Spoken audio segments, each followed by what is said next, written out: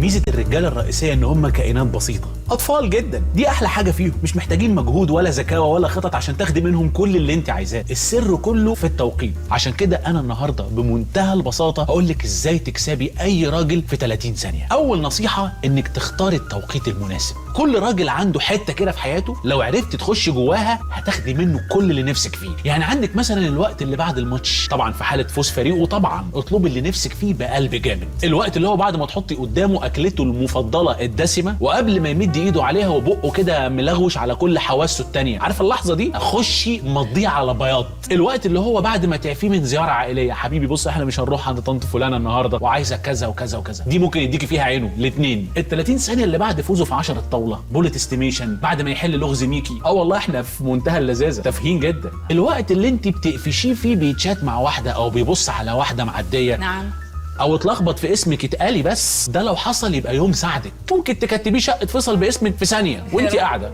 لان هو في موقف صعب. الست الناصحه بقى هي اللي تقفش الراجل في الوقت ده، دي الهابي اور، ايوه ازاي بقى؟ ساعه الحظ. ما انا لسه شارح. النصيحه الثانيه بقى حاول ان انت تنفخيه. هو ده لا لا انت دماغك راحت لفين؟ ادخلي معاه في اي نقاش واخسري كده تبقي نفختيه. احنا هايفين قوي، والله ده احنا في الحته دي مفيش، والتقدير بياكل معانا وقتي. التقدير خسرك كتير؟ لا يعني هي صعبه دي، ما تعرفيش تخسري؟ لا صدقيني يا بنتي انت لو خسرتي هتبقى انت الكسبانه، جربيها. النصيحه اللي هقولها دلوقتي صعبه شويه انا عارف، بس بالتمرين تقدري تعمليها وانت سايبه ايديكي. النصيحه دي بجد هتوديكي في منطقه تانية خالص في علاقتك بالراجل، هتعدي البراميل. انك تضحكي على قلشه، لما يقلش اضحكي، ودي على قد قلشه وربنا يجعلها في ميزان حسناتك ان شاء الله يعني، وهتدعي لي برضه. طيب نصيحه تانية بقى فيها لبس مربك حبتين. الرجاله صحيح تفصين ويحبوا الاكل قوي، انت عارفه، يحبوا مود الاكل وريحه الاكل والحاله بتاعه الاكل دي، بس مش في الهدوم نقطه. البيجامه اللي ريحتها كفته مش حلوه، ديل الحصان اللي ريحته طشه مش طعم خالص. انت تنظمي بقى، تعملي جدول تعلقيه على الثلاجه، تلبسي البيجامه بتاعه الكفته امتى والطشه بتاعه ديل الحصان، فاهمه؟ نظميها، هو ذنبه ايه؟ نصيحه بقى غايه في الاهميه، اديله مساحته والتمثيل الاعذار وحطيه في حجمه الحقيقي. يعني ما بيردش على التليفون، مفيش داعي تكلميه 46 مره وتكلمي مامته وباباه واخواته واصحابه وزمايله ونسايبه ومدرسينه وهو صغير. ما هو مش لازم تطوري الموقف بالشكل ده، ما انت برضه بتعملي حاجات غريبه، يعني بتحطي اغنيه سابني وراح يا هوا على الفيسبوك، معقوله للدرجه دي في 5 دقائق عشان ما ردش تكتبي ستاتس فحواها ان ما اقصى ما يمكن ان يشعر به المرء هو الفقد الغير معلن والتجاهل المؤلم القاسي، قسوه بروده ليل في شتاء غابات النرويج المطيره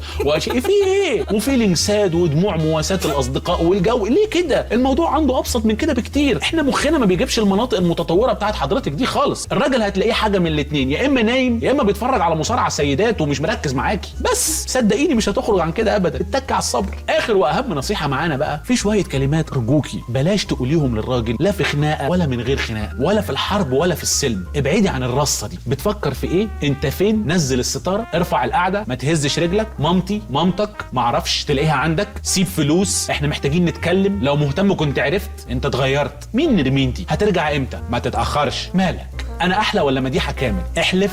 سمعت الرصه دي تكتبيها برضو عندك في نوته كده وتقريها كتير عشان ما تقوليهاش، علشان تعرفي تعيشي في سعاده وتستخدمي النصايح بتاعتي دي وفعلا هتنبسطي. عرفت ازاي تكسبي الراجل في 30 ثانيه؟ اخر حاجه هقولها لك بقى نصيحه هايله جدا وهتحتاجيها طول الوقت، ازاي تملصي من راجل غلس في 30 ثانيه. ها انت بقى بقيتي شاطره وممكن انت بقى تقولي لي ازاي تملصي من راجل غلس بالطريقه دي. سكتي ليه؟ لماحه البنت دي ملصت.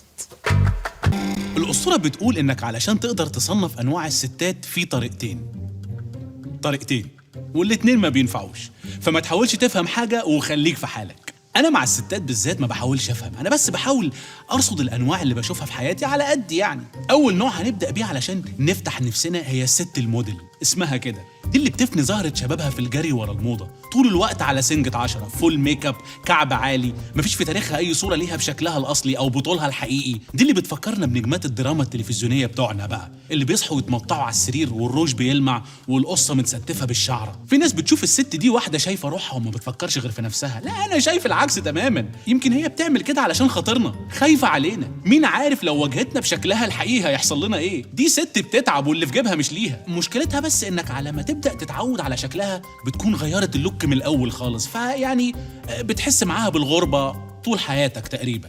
في طبعا الست العمليه، دي عكس المدندشه المتغيره اللي اتكلمنا عنها دي خالص. بنطلون، تي شيرت، جزمه فلات، كحكه بتقرقط ضوافرها غالبا، ويوم لما تتدلع بقى تحط كلونيا، مش برفيوم، لا كولونيا. دي ميزتها انها 5 دقايق وبتكون جاهزه، بس عيبها انها ساعات بتفكرك بابن خالتك سنه كده فتقفلك شويه. ولما تفكر تفاجئها في يوم رومانسي وتجيب لها ورد وشمع والجو ده، بترمي الورد طبعا علشان بيلم نمل وقرف، وتشيل الشمع في كيسه سمراء وتحطه في الصندره علشان هنولعه النار هتمسك في الستاير، او العيال هتاكله عشان ريحته برتقان والجو ده. عمليه قوي مجرمه.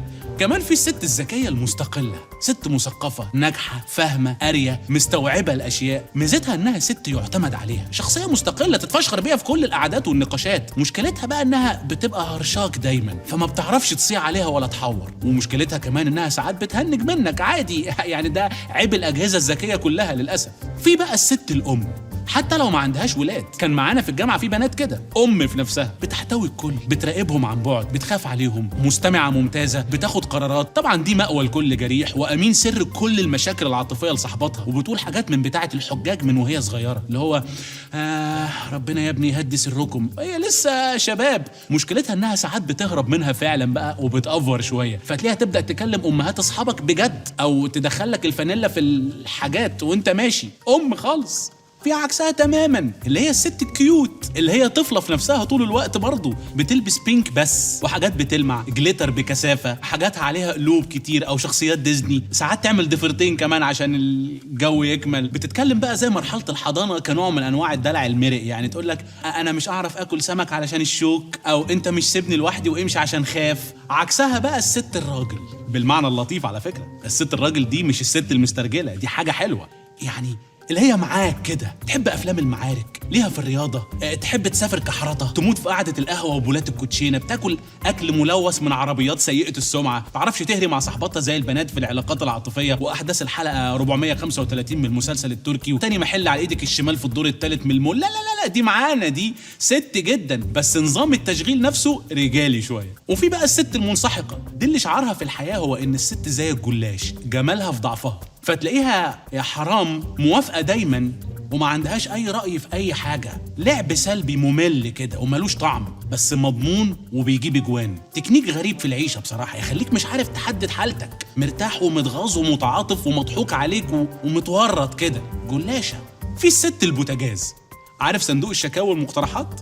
دي بتبقى من غير مقترحات، شكاوي بس. طبعا دي صاحبة الشعار الكلاسيكي الشهير اللي هو يا ميلة بختي ياني، بيبقى على طول كده معانا في كل حاجة. ده شعار الليلة وكل ليلة، على طول في مقارنة دايما مع القرايب والجيران ومراتات لاصحاب ومراتات لاخوات، بيوتهم، ستايرهم، عربياتهم، جنوط العربيات، عيالهم، المدارس، السجاجيد، اوردراتهم، بوستاتهم على الفيسبوك، مقارنة وغلوية وبوتاجاز، ومفيش حاجة بترضيها. الست دي بقى اللي يتجوزها بجد يبقى يا ميلة بخته ياني. في طبعا الست المتفرجة، دي عسل جدا، دي بقى اللي انت تقدر تقنعها بأي حاجة في الكون، بتصدق أي حاجة يا قلب أمها، بريئة خالص. دي اللي بقالها 15 سنة تكلمك تسألك أنت فين، تقول لها أنا على الكوبري وربع ساعة وأكون عندك وبتاع، فتقوم هي تسخن الغدا وأنت أساسا في السخنة مع أصحابك مثلا، وكل يوم على كده بقى، غلبانة بشكل، وبتضحك على معظم إفيهاتك البايخة عشان خايفة يا عيني يكون في إفيه حلو هي اللي مش فاهماه. عيبها الوحيد إن قلبتها وحشة قوي، ولو قلبت عليك مرة مش هيجيلك نفس تقول إفيه بقيت حياتك. عندك الست المفترية، دي جبارة بقى ما بتتهدش، شخصيتها قوية وصوتها عالي ولسانها أطول من الأوتوستراد. دي دخلت حياتك علشان انت كسلت تحمل الانتي فيروس بس، بتخش تسيطر على كل حاجة، تلاقيها ماسكة الميزانية، بتديك مصروفك، تحدد مواعيد النوم والصحيان، أوقات الفسح، أماكنها، الناس اللي هيجوا والناس اللي لأ، تختار لك لبسك، رنة موبايلك، فيلم السهرة، طبعا هي اللي بتمسك الريموت كنترول وتهنج لك كل حاجة. بص من الاخر استسلم، انت حتى لو حلمت مجرد حلم انك تاذيها، بتوع حقوق المراه هيجوا يمسمروك من ودانك في الحيط، لان غالبا الستات اللي من النوع ده بيبقوا واصلين.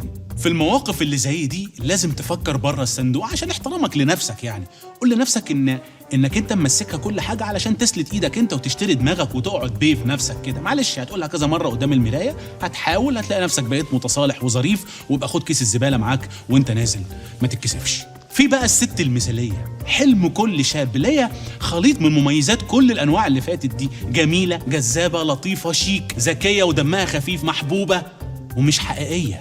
مفيش حاجه كده صدقني. لو لقيت واحده بالمواصفات دي اهرب، لانها هتبقى غالبا بسم الله الحفيظ مش حقيقيه. حقيقيه يا كبير.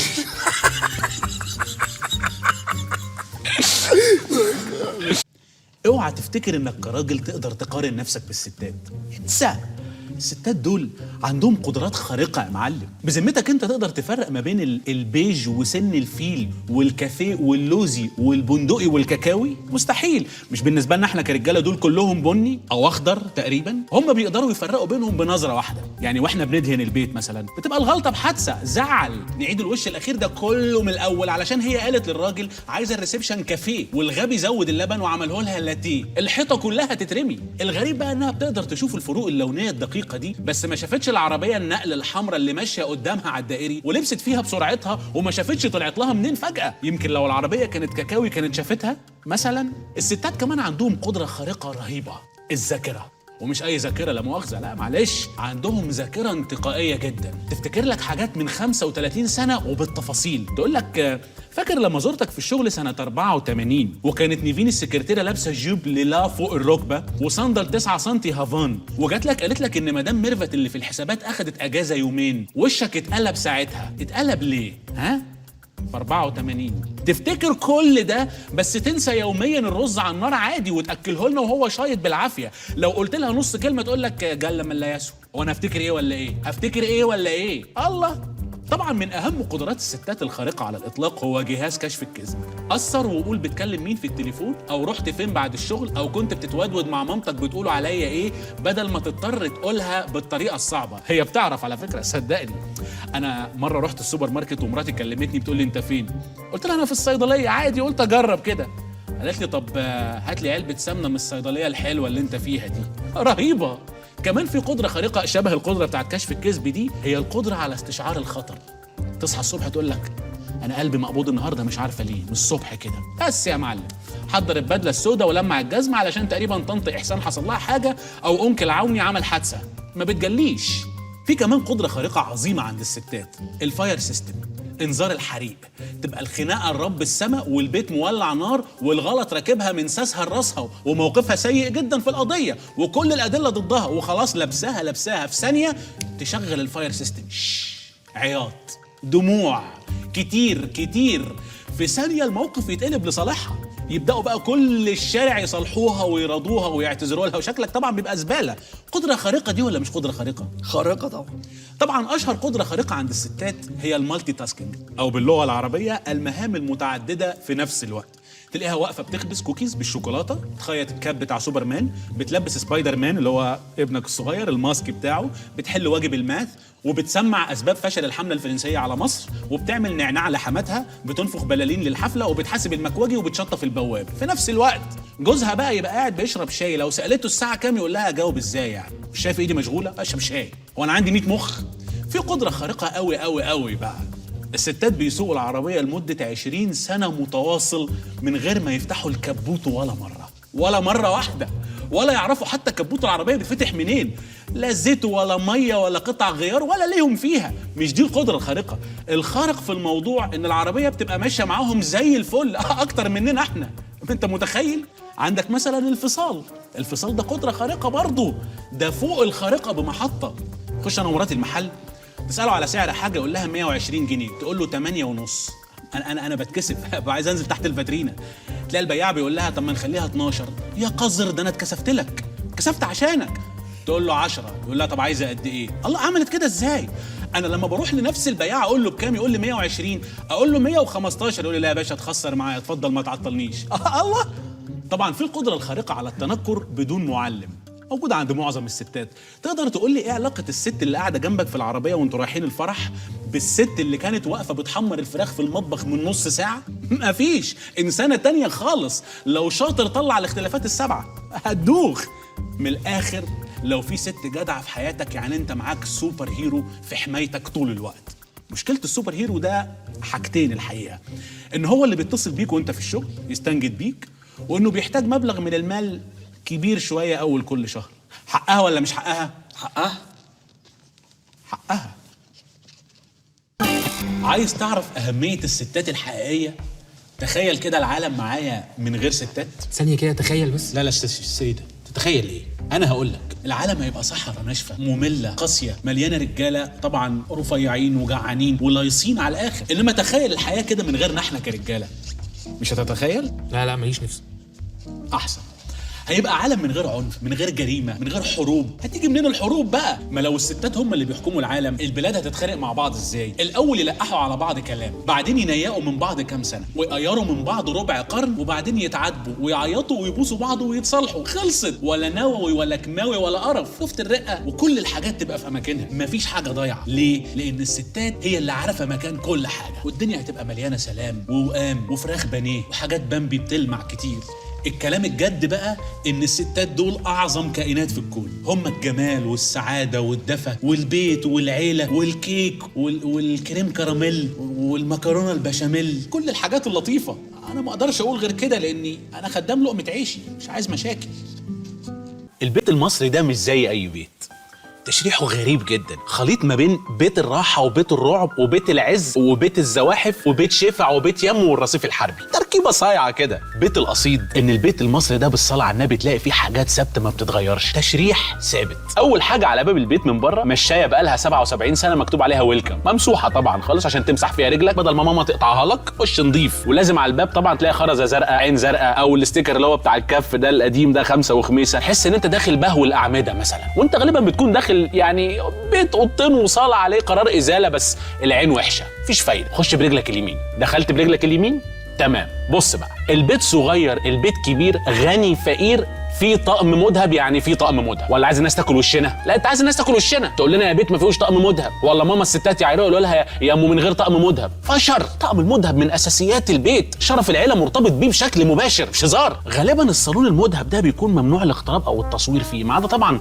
الصوره بتاعت اول يوم العيد، اول يوم مدرسه، وبعد كده بيفضل مقفول طول السنه زي محطه السادات. هو المفروض للضيوف بس مش اي ضيوف، الضيوف الرسميين اللي هم بنقعد معاهم في الصالون المذهب ده مش لاقيين حاجه نقولها. عارف انت اللي بص في خلق بعض كده نبتسم ابتسامه لزجه كده مفتعله جدا، نكسر الصمت نقول اي كلام. والله انتم منورينا. شوف القعده دي ما بنقعدهاش، مش هم قاعدينها بس اقول لك احنا ما فيش يعني بنقعد منورين والله العظيم. يا الحلاوه دي. بعدين طبعا نبتدي نستخدم الاطفال بقى عشان نسد الفراغ البشع ده. لا ميدو سمع طنط نشيد امي يا ميدو.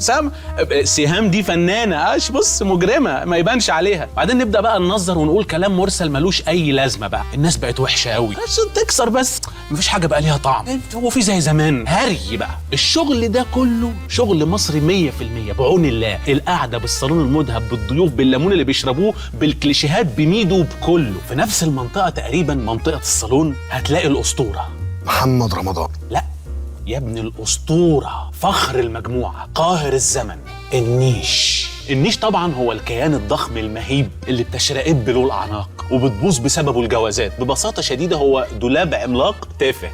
هو كبير وهبل، بياكل نص الاوضه وبيتحط فيه الكاسات والكوبايات والانتيكات الخطيره. طبعا لازم تلاقي فيه درج فيه اكتر من 2000 وصل كهرباء وغاز وميه. والنيش ده بيتعامل معامله منطقه الالغام، والحاجات اللي جواه طبعا غير قابله لللمس، مش عشان نحافظ عليها، لا عشان تحافظ على كرامتك.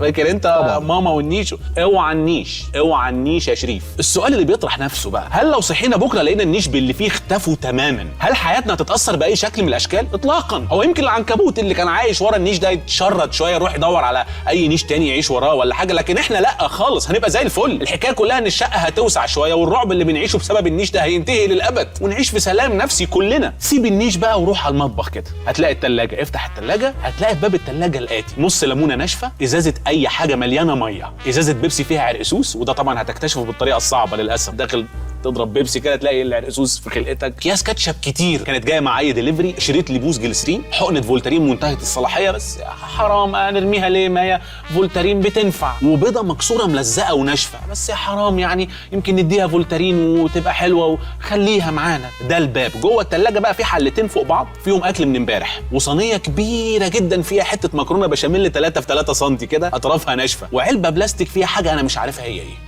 وما سألتش حد تكون حاجة عينة بتاع؟ لا انا ما سألتش، انا فتحت العلبة وبصيت وشميت ولمست ودقت، كلتها ومش عارف هي ايه برضو، موجودة معانا على طول. في على جنب كده بقى حزمة جرجير ملفوفة في جرنان الجمهورية لازم. اما الفريزر طبعا فمعروف، علبة ايس كريم عائلي فانيليا فيها توم مفروم، وعلبة ايس كريم مانجا عائلي فيها بقية علبة الفانيليا، وشوية اكياس حمراء قد تكون صلصة وقد تكون عصير فراولة. كارف توم، وفي اكياس برتقاني قد تكون مانجا او عصير برتقان كارف فراوله، علما بان احنا لو في موسم الجوافه كل اللي فات ده بيبقى طعمه جوافه، حتى التوم، حتى خد ابنك الصغير بيبقى كارف جوافه. عارف في موسم الجوافه دي البيت بيتقلب. اجيب لك حاجه تشربها؟ والله ما شربناش حاجه. اسيح لك مانجا من الفريزر؟ طيب لا مالوش. اسيح لك مانجا؟ اسمع الكلام. لا والله لا، تمام انا همشي يعني. انت نورتنا، اهلا وسهلا. القعده دي بنقعدها؟ انا ما بنقعدهاش.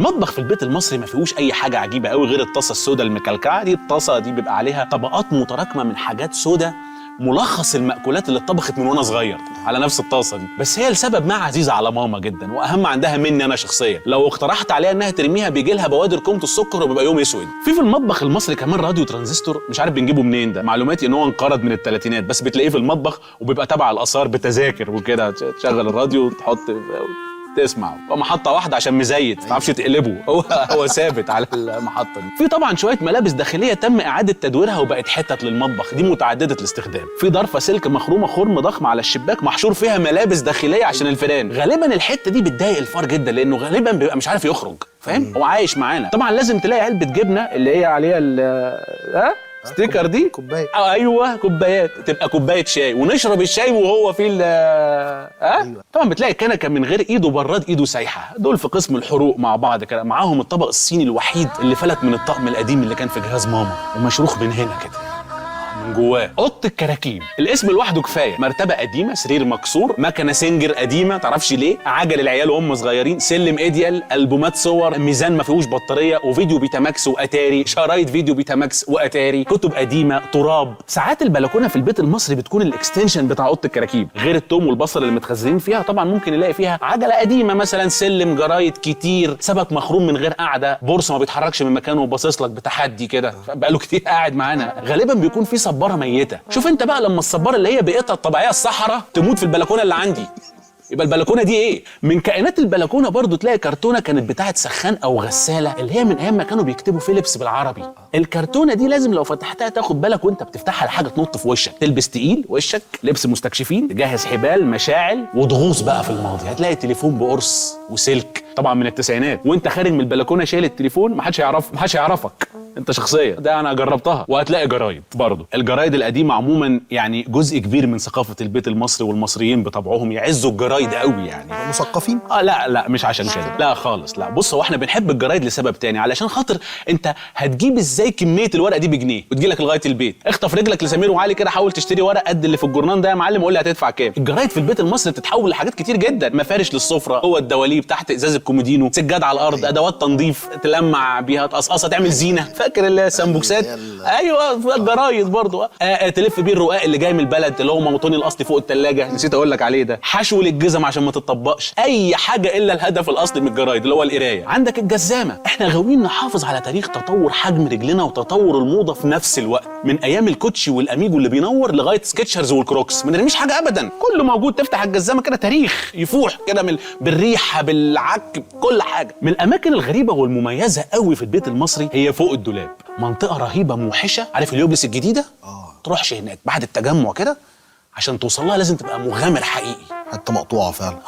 لازم تبقى بتعرف تتسلق، تستخدم سقالات، باراشوت، فاهم، سلالم. في الاخر مش هتلاقي اي حاجه شيقه، هتلاقي شويه شنط وبطاطين قديمه وجرايد برضه. الاوض اللي في البيت المصري ما فيهاش حاجه مميزه قوي الا مراحل التطور التقليديه اللي بتمر بيها. يعني مثلا اوضه نوم بابا وماما بتبدا باوضه نوم فعلا، مفرش سرير عروسه بكرانيش، اضاءه جانبيه حالمه، جو لطيف جدا. تدريجيا المفرش ده بيتلم ويتشال في الصحاره عشان العيال ما تعملش عليه حاجات مش تمام يعني. الاضاءه الحالمه دي بتتبدل بلمبات نيون بيضه موفره بترعش عشان عايزه ستارتر. طبعا ليه؟ علشان نشوف واحنا بندور بقى على فرد الشرابات اللي ضاعت والتتينه بتاعت الواد اللي وقعت ما بين السرير والكومودينو وبتاع. الكومودينو بالمناسبه اللي تحت الازاز بتاعه صور ابيض واسود مقطوعه وملزوقه لناس ما حدش يعرفهم، تسال ماما تقول انا مش عارف انا لقيتها. وشويه كروت سبوع، جيبوا شعراء عاميه يكتبوا حاجات حلوه قوي على السبوع، فاكر مش عارف ما تبصوش مش عارف ايه، انا جايب نمي، عارف الحاجات دي مش موزونه وبتركب على اي اسم. التسريحه بيتشال من عليها كل الكلام الفارغ ده طبعا علشان المكياج بيتاكل عادي، العيال بيجوا بقى بيدمروا. وتم تحويل الاوضه دي لاوضه غسيل، اكوام من الغسيل، نضيف وعاوز يتغسل وعايز يتطبق وعاوز يتكوي، وصيفي وشتوي. اوضه السفره بقى بتبدا حياتها كأوضة سفرة فعلا تدريجيا بتتحول لمكتبة الأسرة أو سنتر دروس خصوصية مثلا، أو مكتبة النجاح للأدوات المكتبية والكراسات والجلاد، وفي تصوير مستندات على فكرة اللي أنت عايزه. أنا بقى عشان أريح دماغي خالص عملت بيتي نظيف شيك، مفيش أي بقى الكلام الفارغ اللي حكيته لك ده، فاضي تماما، أبيض فأبيض، مفيش الرغي ده، حاجة آخر حلاوة. تمام بقى انت دلوقتي كده ده مستريح وتمام طبعا. لا الحقيقة أنا يعني أسبوع وتعبت نفسيا وأنا واقف في المطبخ، وحشتني الفانيلات اللي بتبقى في المطبخ والنيش وكده، فجبت الحاجات بتاعت ماما والحمد لله بقينا زي الفل دلوقتي. الحمد لله. منور بيت أخوك والله. الواحد ما بيرتاحش غير في بيته، بس بصراحة بيوتنا فيها شوية عجايب كده عنب. أنا النهاردة جاي أكلمك عن عجائب البيت المصري. زي إيه؟ زي التشابه ما بين البيت المصري وبيت الأشباح. في جملة شهيرة كده في كل البيوت المصرية من غير استثناء بتاعت أنا كنت حاططها هنا بإيدي بقى راحت فين بقى، اختفت يعني الأرض انشقت وبلعتها، عفريت أخدها يعني. الجملة دي بتاعتنا إحنا بس بعون الله، اسمعيهاش في أي بيت في العالم. عمرك سمعتها بالفرنساوي؟ مستحيل. هيترجم إزاي انشقت وبلعتها دي؟ مفيش. زي مثلا يا ابني أنا بنادي عليك بقالي ساعة لما صوتي اتنبح، ما تردش عليا ليه؟ وأنا قاعد في الأوضة اللي جنبها صاحي ومركز ومش مشغل مزيكا وبكامل قوايا العقليه، ما سمعتش حاجه، يبقى بسم الله الحفيظ. ساعات بقى بتتطور وتقول لي ما سمعتنيش وانا بسقف لك. لا انا سامعك بتسقفها يا ماما، بس فاكرك مبسوطه مثلا شويه بترقصوا جوه في جو لذيذ احتفال اي حاجه يعني. انا مش فاهم ايه سقفت لك دي، مش فاهم هو انا اهواجي. بس برضو البيت المصري فيه شويه عجايب بنت حلال لذيذه. يعني تلاقي بيت مكون من اب وام وثلاث ولاد مثلا، مرتب الام على الاب على الحوافز على البدلات على كله 3000 جنيه. الولد الكبير في جامعه خاصه، البنت مخطوبه وبتتجهز وخطيبها وعيلتهم راشقين في البيت كل يوم، ولازم ياكلوا مكرونه بشاميل وبوفتيك في كل مره. الولد الصغير في ثانويه عامه وبياخد دروس في كل المواد، بيتمرن كمال اجسام وبيروح يوميا الجيم، بيستهلك بروتينات كتير. وجدتهم عايشه معاهم ونفسها في المانجا الفص يا عيني قبل ما تموت، والدنيا ماشيه 3000 جنيه وفله. ماشيه ازاي بقى؟ محدش عارف. عجائب البيت المصري. من الظواهر الخارقه في البيت المصري برضو البتاع. ايه البتاع ده؟ انا هموت واعرف. البتاع ده هو شيء مبهم غير مميز باي شكل من الاشكال، لكنه مفهوم ضمنيا ما بين افراد الاسره جوه البيت الواحد. ده تعريف البتاع. يا شريف هات لي البتاع المدوره اللي اسمها ايه دي، اللي جبتها امبارح من الراجل اللي بيبيع البتاع اللي بالجمله ده. بص هتلاقيني حاطاه في البتاع الازاز اللي فوق البتاع اللي بتتفتح بتاع حديد جنب البتاع القديم. لا يا بابا ده بتاع الجيران، ده مالكش دعوه بيه. تلاقي الولد راح في ثانيه وجابه ورجع عادي جدا معاه البتاع من غير اي سؤال، فهم. طبعا من اشهر واقدم الظواهر في البيت المصري ظاهره اختفاء فرد الشرابات، لدرجه ان العلماء بداوا يحطوا كاميرات مراقبه في الحمامات والبلكونات والغرف المقفوله علشان يدوروا ويشوفوا الشرابات بتروح فين، يعرفوا مكان الخرم اللي الشرابات بتتشفط فيه، الثقب الاسود اللي بيبلع الشرابات ده. طبعا في مشاكل كتير بتترتب على موضوع ضياع الشرابات ده، يعني بيحصل انعدام ثقه ايوه ما بين افراد الاسره والله. يعني تلاقي بتقول له مثلا وديتي فرد شراباتي فين يا منال، قلعت فرده الشراب فين يا حسين، انت خلاص بقى التخوين ورمي التهم ونطعن في شرف بعض كده، ده اسهل حاجه. مفروض حضرتك الشرابات بعد كده تتباع 3 فرد، ده اقتراحي علشان الطبيعي ان في فرده بتختفي للابد بعد اول غسله، دي دوره حياتها قدرها كده، واتنين بيعيشوا مع بعض خلاص اعملوهم 3، اعملوهم صح بقى. برضو من عجائب البيت المصري منطقه تحت السرير، ده عالم قائم بذاته، حياه تانية خالص. يعني جربي كده حضرتك حاجه تقع منك تحت السرير، انزلي هاتيها وهتشوفي عالم موازي. العربيه بريموت كنترول اللي ضاعت منك وانت عندك 4 سنين في الكويت، جزمه ستارزات رغم انك مالكيش في الكوره بس كان عندك واحده، بندقيه رش ورش، وبونبونايه بقفلتها نوعها ملوكي او العبد ايام ما كنا بنصنع بونبوني محلي، الكره اللي شطيها وضاعت منك وانت في راس صدر، خالك اللي اتقطعت اخباره من العراق، عربيه عمك اللي اتسرقت في الثمانينات. تحس كده ان دي فجوه زمنيه واتفتحت. انا واحد صاحبي وقع منه حاجه تحت السرير، بعت ابنه يجيبها له، الولد ما رجعش، كانت مأساة. ايه ده؟ طب وايه اللي حصل لصاحبه؟ لا هو خلف تاني عادي، بس سد بقى تحت السرير دي باسمنت عشان لقى عددهم بيقل، فاهمه؟ في البيت كل يوم في حد مش موجود تحت السرير بيتخن، يعني الحمد لله بقوا كويسين دلوقتي. عندنا كمان من ظواهر البيت المصري ملف مهم جدا وحساس، اللي هو ملف الحاجات البيتي، زي المربى البيتي، العصير البيتي، الكنتاكي البيتي، الكشري البيتي، البسبوسه البيتي المشهوره دي. طبعا الحاجات دي بتبقى منتجات فيها ملمح من ملامح المنتج الاصلي، ملمح باهت كده بعيد، بس الستات بيبقوا شايفينه انه هو بالظبط وبيتفوق على المنتج الاصلي في حاجات كتير جدا. يعني المربى البيتي دي حضرتك بتبقى ايه؟ بتبقى جيلي بالفاكهه بس تقيل سيكا. الكنتاكي البيتي دي فراخ مسلوقه محمره ملزوق فيها فتافيت عيش بايت ومتداس عليه كده ومحطوطه في زيت كان مقلي فيه بتنجان قبل كده. الكشري البيتي ده طبعا اساسه بيبقى كميات مختلفه من بواقي الرز بتاع الحلل بتاع الشهر اللي فات كله، يتزنجف كده بشويه مكرونه مشكله شويه عدس وصلصه وتعشت. البسبوسه البيتي بقى دي كيكه اسفنجيه عاديه خالص، بس السفنجه شاربه شويه شربات زياده بس كده. كل التقييم التكييف ده واعاده التدوير بيسمي زورا وبهتانا بالحاجات البيتي، وبيدفعوا فلوس كتير ويتعبوا جدا عشان يعملوا مثلا كحك، بتلاقي البيت مقلوب وبودره ودقيق في كل وسكر مش فاهم ليه، وانا لازم اكل طبعا الكحك البيتي ده واهيص بقى واترقص من الاعجاب. انا عايز حاجات عاديه، عاوز كحك عادي، وما تتعبيش نفسك يا ماما بالمنظر ده، ارتاحي. في ظاهره عجيبه جدا بقى، ظاهره تنظيف البيت المصري تنظيفه تمام التمام. امتى؟ قبل السفر مباشره، ننتع البيت نتعه مفتخره، نقفله ونسافر، نرجع نلاقيه مليان تراب عادي جدا، فننضفه تاني من الاول وجديد، نفس التنظيفه بالملي وبمنتهى الهمه والنشاط والسعاده. من الظواهر الغريبه جدا برضو عندنا في بيوتنا فكره تقفيل البلكونات. مش عارف ليه احنا بنتضايق قوي من اي بلكونه، وجودها في البيت بيوترنا وما نرضاش نسيبها في حالها ابدا. تلاقي البلكونه متر في متر ونص، حاجه صغنونه كده، ونحكم راينا لا ندخلها في البيت، نوسع على نفسينا. نوسع ايه يا ابني؟ مفيش، ما نهداش الا لما نعمل كده. يعني خلاص الدنيا كده ظبطت جوه، النص متر اللي كان فيه متنفس ده هو اللي كبر القعده. يعني في شخص كمان هينفع يقعد معانا، بني ادم واحد نص بني ادم، ما هو كان قاعد معانا وهو في البلكونه عادي، ايه المشكله؟ ليه المصاريف بقى دي؟ وليه الفرق مش عظيم قوي يعني؟ من الظواهر بقى الخارجيه للبيت المصري هو ان وانت قاعده في البيت تسمعي الباعه الجائلين. اغرب حاجه فيهم هو اصرارهم على الغموض، انا ما بفهمش منهم حاجه، نداءات غريبه جدا، في شفره، عشان ايه السر في كده؟ يعني انت حضرتك سارح بشويه بصل في الشمس وتعبان طول النهار، يعني سهل مأمورياتك، عرفني انت بتقول ايه، وضح انت معاك ايه البضاعه عشان تخلص وتبيع. يعني ايه دي؟ بس ايه اللغه دي؟ قول لي. بعدين تلاقي ماما تقول بص شوف بيبيع ايه. مامتي مش عايزه حاجه، لا نعرف باحتياطي. بص ما هي مش عارفه وانا مش عارف، بص احتياطي وما بنجيبش حاجه. لا انا مش فاهم بقى، مش يبقى حاجات بتختفي وبلكونات متقفله وبسبوسه بيتي جوه وانا بره وايه البيت ده؟ عجائب البيت المصري. بيقول لك نظف بيتك ورشه ما تعرف مين يخشه. شفت دافع تنظيف البيوت وترويقها عندنا من قديم الازل ايه؟ ان ما حدش يطب عليك فجاه ويقول عليك زباله بس كده. يعني مش عشان البيت يبقى نظيف فعلا لا سمح الله خالص، دي كلها شكليات. علشان كده تلاقي ان تجهيزات البيوت بتختلف حسب نوع الزياره وشكلها، او حسب الظرف بشكل عام. ازاي؟ الزيارات الرسميه زي زيارات النسايب، عزومه مديرك في الشغل، فاهم؟ دي بتبقى تجهيزات عامله ازاي؟ بالظبط زي تجهيزات الشوارع للزيارات الرسميه. بيعملوا ايه؟ على ما اعتقد كده تقريبا بينظفوا الشوارع وبيبعتوا عربيه الرش والجو ده. لا طبعا هم اذكى من كده بكتير. ينظفوا ايه يا ابني؟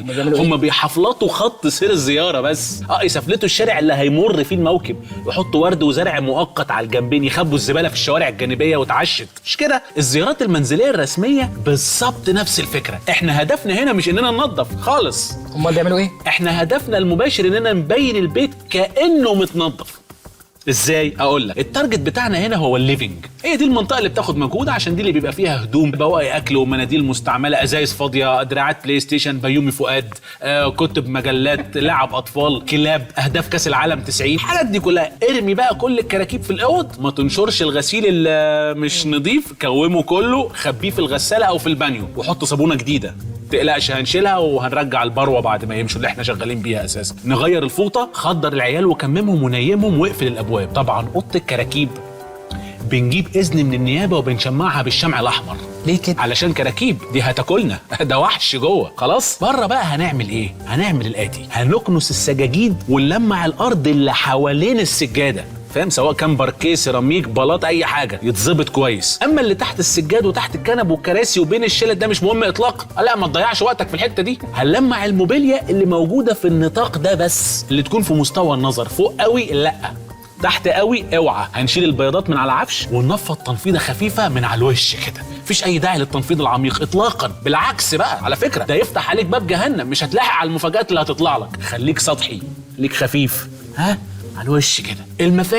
المفارش مهمه جدا في نوع الزيارات ده. ارمي مفرش على اي حاجه عندك شكلها مش قد كده. اي حد شكله مش عاجبك في البيت قبل ما الضيوف يجي ارمي عليه مفرش. المفرش ده زي السحر. هنهتم جدا بالاضاءات في الزيارات اللي من النوع ده، الاضاءات الجانبيه الرومانسيه الخافته. انسى بقى النجف والاضاءه المباشره والفضايح دي. اباجورات جانبيه بلمبات 50 واط بالكتير، دي ممتازه تخبي عيوب الدهانات بتاعت الحيطه، بقع العفش، خروم الستاير، عيوب البشره والتجاعيد، علامات تقدم السن، الهالات السوداء، فاهم؟ كل ده بيتدارى. طبعا بالنسبه لتجهيز البيت للزيارات الرسميه، الكلام اللي فات ده بقى ما يمشيش خالص مع زيارات التفتيش. زيارات الايه؟ التفتيش. طبعا زيارات التفتيش دي الستات عارفاها كويس، حماتها، اخوات جوزها، ضرتها، مرات صاحب جوزها السكانر الشريره بتاعت انت تخنتي قوي ولون شعرك مش لايق عليكي، مناخيرك موضتها بطلت، انت عندك حاجب اسود وحاجب بني ولا ايه؟ وريني كده، ارفعي الحاجب، اعملي كده، اللي واقفه لها على الواحده دي. بص يا معلم، الزيارات دي تنفض لها تنفيضه تمام، تنفض لها خالص، نفض. يعني ننفض لها خالص، يعني ما نفتح لهمش الباب، ما ندخلهمش اصلا. لا يا ابني، لا ما تفهمش غلط. بننفض لها البيت بجد حرفيا من بدري، فاهم؟ مش نحلق يعني، لا يعني بننفض ونمسح ونسيق ونقشط ونعطر ونلمع ونسفلت والجو كله ونحلق كمان، يعني لو ينفع تحلق قبلها الست ولا الراجل؟ احتياط كله، يعني كله يحلق يتنفض مع بعض مع السجاد وانت معدي بنفس المكنه، نحلق بجد. ده تفتيش يا ابني مش هزار، كل عيش كل عيش. في زياره بتكون ليها بقى استعدادات خاصه جدا، اللي هي زياره العريس. دي مش زياره تنفيض، لا دي جراحه تجميل شامله. نعمل ايه بقى؟ بنغير الديكورات، نعيد هندسه البيت داخليا ونركب كهارب جوه وبره، نقشط الارض وندهن الحيطان سبونج، ننجد الصالون ونغير اللمبات الموفله البيضه دي علشان الفضايح، ونطلع بقى الفنان التشكيلي اللي جوانا بقى. فجاه كده بيظهر عندنا اهتمام قديم بالفن وبالحركه الفنيه، نبتدي نشتري لوحات انتيكات، تماثيل برونز، نوافير رخام، اثار فرعوني وروماني. بنحول البيت لمتحف محمود خليل. الكلام ده لحد امتى يا معلم؟ امتى؟ لحد كتب الكتاب. كتبنا الكتاب اكيد اتكتب، تراجع عليه، تبص على الاختام، على الورق، على كل حاجه. يلا حبيبي رجع لي الحاجات دي كلها على المخزن، هات الرهن، وقبل العريس اللي جاي تبلغني قبلها باسبوع، كل حاجه ترجع لك تاني، خلصت. في بقى كمان تجهيزات البيت للزيارات اللي فيها عيال بعد ما العرسان يخلفوا، والجو ده طبعا دي ليها تجهيزات خاصه جدا. مبدئيا كده في عيال جايه، فالبيت كله بيترفع 50 سم من على الارض تحسبا لاي مفاجآت، تحط على رف كده. ده اول اجراء. تاني حاجه بقى في التجهيزات انك بتلاحظ ان البيت بقى ووتر بروف فجاه. معلومه، اول لما تشوف السراير اتفرش عليها مشمع، والكنبه تلف ببلاستيك، السجاده تكيس باكياس زباله، والنيش تكيس بالبابلز اللي بيفرقع ده، عارفه؟ الشريط الاصفر بتاع الجرايم بتاع القتل ده اتنصب في كل حته، داير ما يدور الريسبشن كده، افهم ان البيت ده دخله عيال. معلومه تانية، لما تفتح دولابك وتلاقي الكريستالات والتحف والفازات والانتيكات متكمرين بين القمصان والبيجامات، اعرف ان ده اجراء احترازي بيعلن عن وجود عيال صغيرين في البيت. ماما عملت كده، اتصرفت، دي ما بتجليش، وهم خلاص بقوا هرشين الحركه دي. الضيوف بقوا هرشين الحكايه دي؟ لا، الفازات والتحف والانتيكات هرشين الحركه دي. تلاقي الفازه داخله وسط الهدوم، سلام عليكم، هتلاقي الهدوم بيقولوا عليكم السلام ورحمه الله وبركاته، ايه جايه في ايه المره دي؟ مهند وآية برضه، الفازه تقول لها لا جمانه وعبد الرحمن خدني جنبك، فاهم؟ يعني هم عارفين العيال، حفظوا بعض، بقى في ما بينهم علاقه جوه الدولاب، العيال بره، زياره زي الفل. كل الزيارات دي بقى كلها كوم، وتجهيزات الزياره الكبيره دي كوم تاني خالص. الزياره الكبيره العظمه كلها، زياره الفار. الزياره دي بالتحديد هي الزياره الوحيده اللي بتوقف البيت كله على رجل، حرفيا بيقف على رجل فعلا، مش مبالغه مني. بص بقى، في فار في البيت، يعني كل افراد البيت لابسين شتوي، سواء كنا في الصيف او في الشتاء، جزم بوت ومدخلين البناطيل جوه، قاعدين مربعين رجليهم على الكنب والكراسي وماسكين سلاح. غير بقى الفخاخ والمصايد اللي مرشقه في كل حته في البيت، واللي بتفضل تتطور مع الوقت. يعني الاول يبقى ايه؟ في حته طماطم وحته جبنه لازقه جنبها، ماشي، بعدين تلاقي حته لانشون وصاعق كهربائي، بعدين نص كفته وطبنجه، بعدين فخ ضاني وشيك على بياض. اي حاجه، واحده واحده البيت بيتحول لوحده عسكريه. طول اليوم تسمع اصوات شد اجزاء وصويت وصريخ، وازاز بيتكسر ونجف بيقع ومرار طافح. احمد والنبي اقفل السيره دي، عشان انا بخاف اصلا، مش عايز اسمع الحكايه دي. لا يا ابني، انت الدنيا هنا تمام، ده بلاتو متامل، وانت في ايه يا ابني؟ ده بيت اخوك. ايه ده؟ احمد يا ماما، احمد احمد امين الشهير باحمد امين، اهم كوميديان في الحي الثامن. ده انت جارنا بقى، عمر يا فنان. انا الاول يعني عايز اقول اخبار حضرتك ايه، ثانيا وده الاهم، ازاي حضرتك؟ والله الكوليسترول عندي شويه. ما خلصني يا عم، انت جاي هتعمل ايه؟ انا عارف طبعا ان انت منتج كبير ومشغول ووراك حاجات. انا شفتك في البلاتو عندنا، قلت لازم اتكلم معاك، بس مش عارف انا حاسس ان انت مش عارفني. هو انت في حد يعرفك اصلا؟ اما هي دي المشكله يا فندم. امال انا جاي لك ليه؟ انا ممثل وعندي افكار مسلسلات وافلام عظمه، حضرتك هتنبهر. كل اللي انا عايزه منك حاجات بسيطه، تسمعني، تشوف، تنبسط، تمضيني، تخليني امثل في حاجه منهم. وعلى فكره في كتير منتجين بيتحايلوا عليا عشان يشتروا، بس انا لما شفتك قلت انت اولى. وريني يا سيدي، فرجني معاك ايه؟ لا معايا كتير يا فندم. يا نهار ابيض، ايه ده؟ ده كيس موز ده ولا ايه؟ لا عشان السكريبتات ما تسودش، بس ثانيه واحده. اسود. بص يا فندم، معايا رعب تمام، وفي جريمه، في خيال علمي، وفي رعب خيال علمي مع بعض.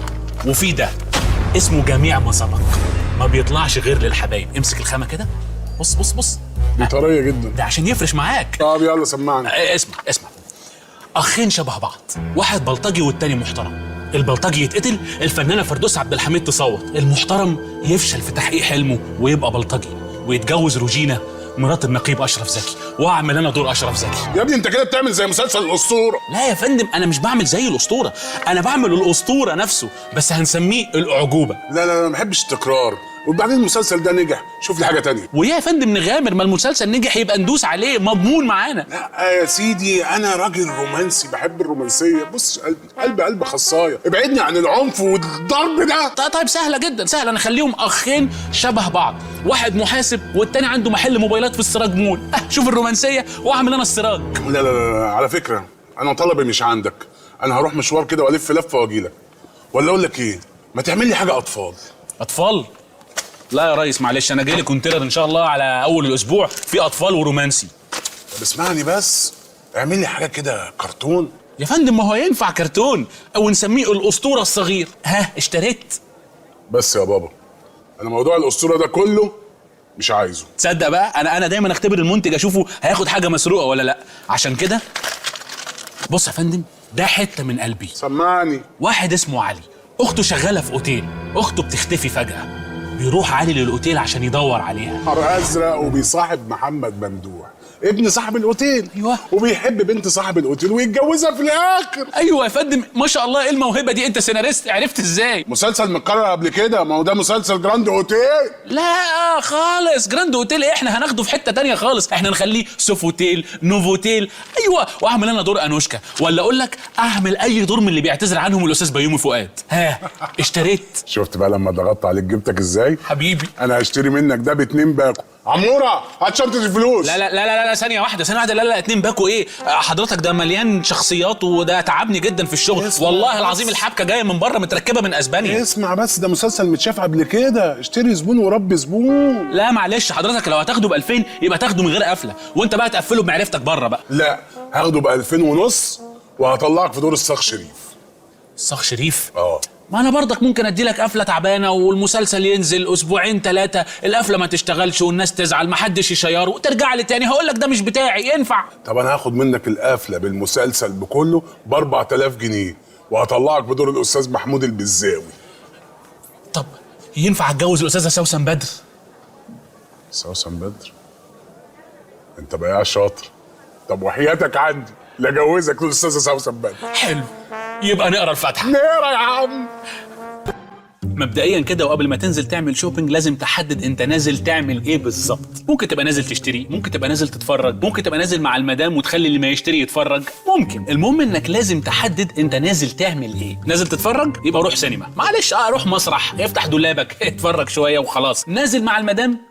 لا ما تعملش كده، لسبب بسيط، انت كده مش هتعرف ترضيها، هتاخد رايك في 20 حاجه كلها نسخه واحده وكلها عندها زيها منها في الدولاب، ومش هتعرف ترد، او هتخليك تختار ما بين البادي البيج والبادي الاوف وايت، وانت شايف طبعا ان هما الاثنين فاهم في الملموم نفس الفكره، وبرضه مش هتعرف ترد. طيب نازل تشتري لا سمح الله، يبقى تعالى بقى انا اقول لك تعمل ايه وانت نازل تشتري. علشان تنزل تعمل شوبينج مظبوط، اولا لازم تاخد بالك من التوقيت.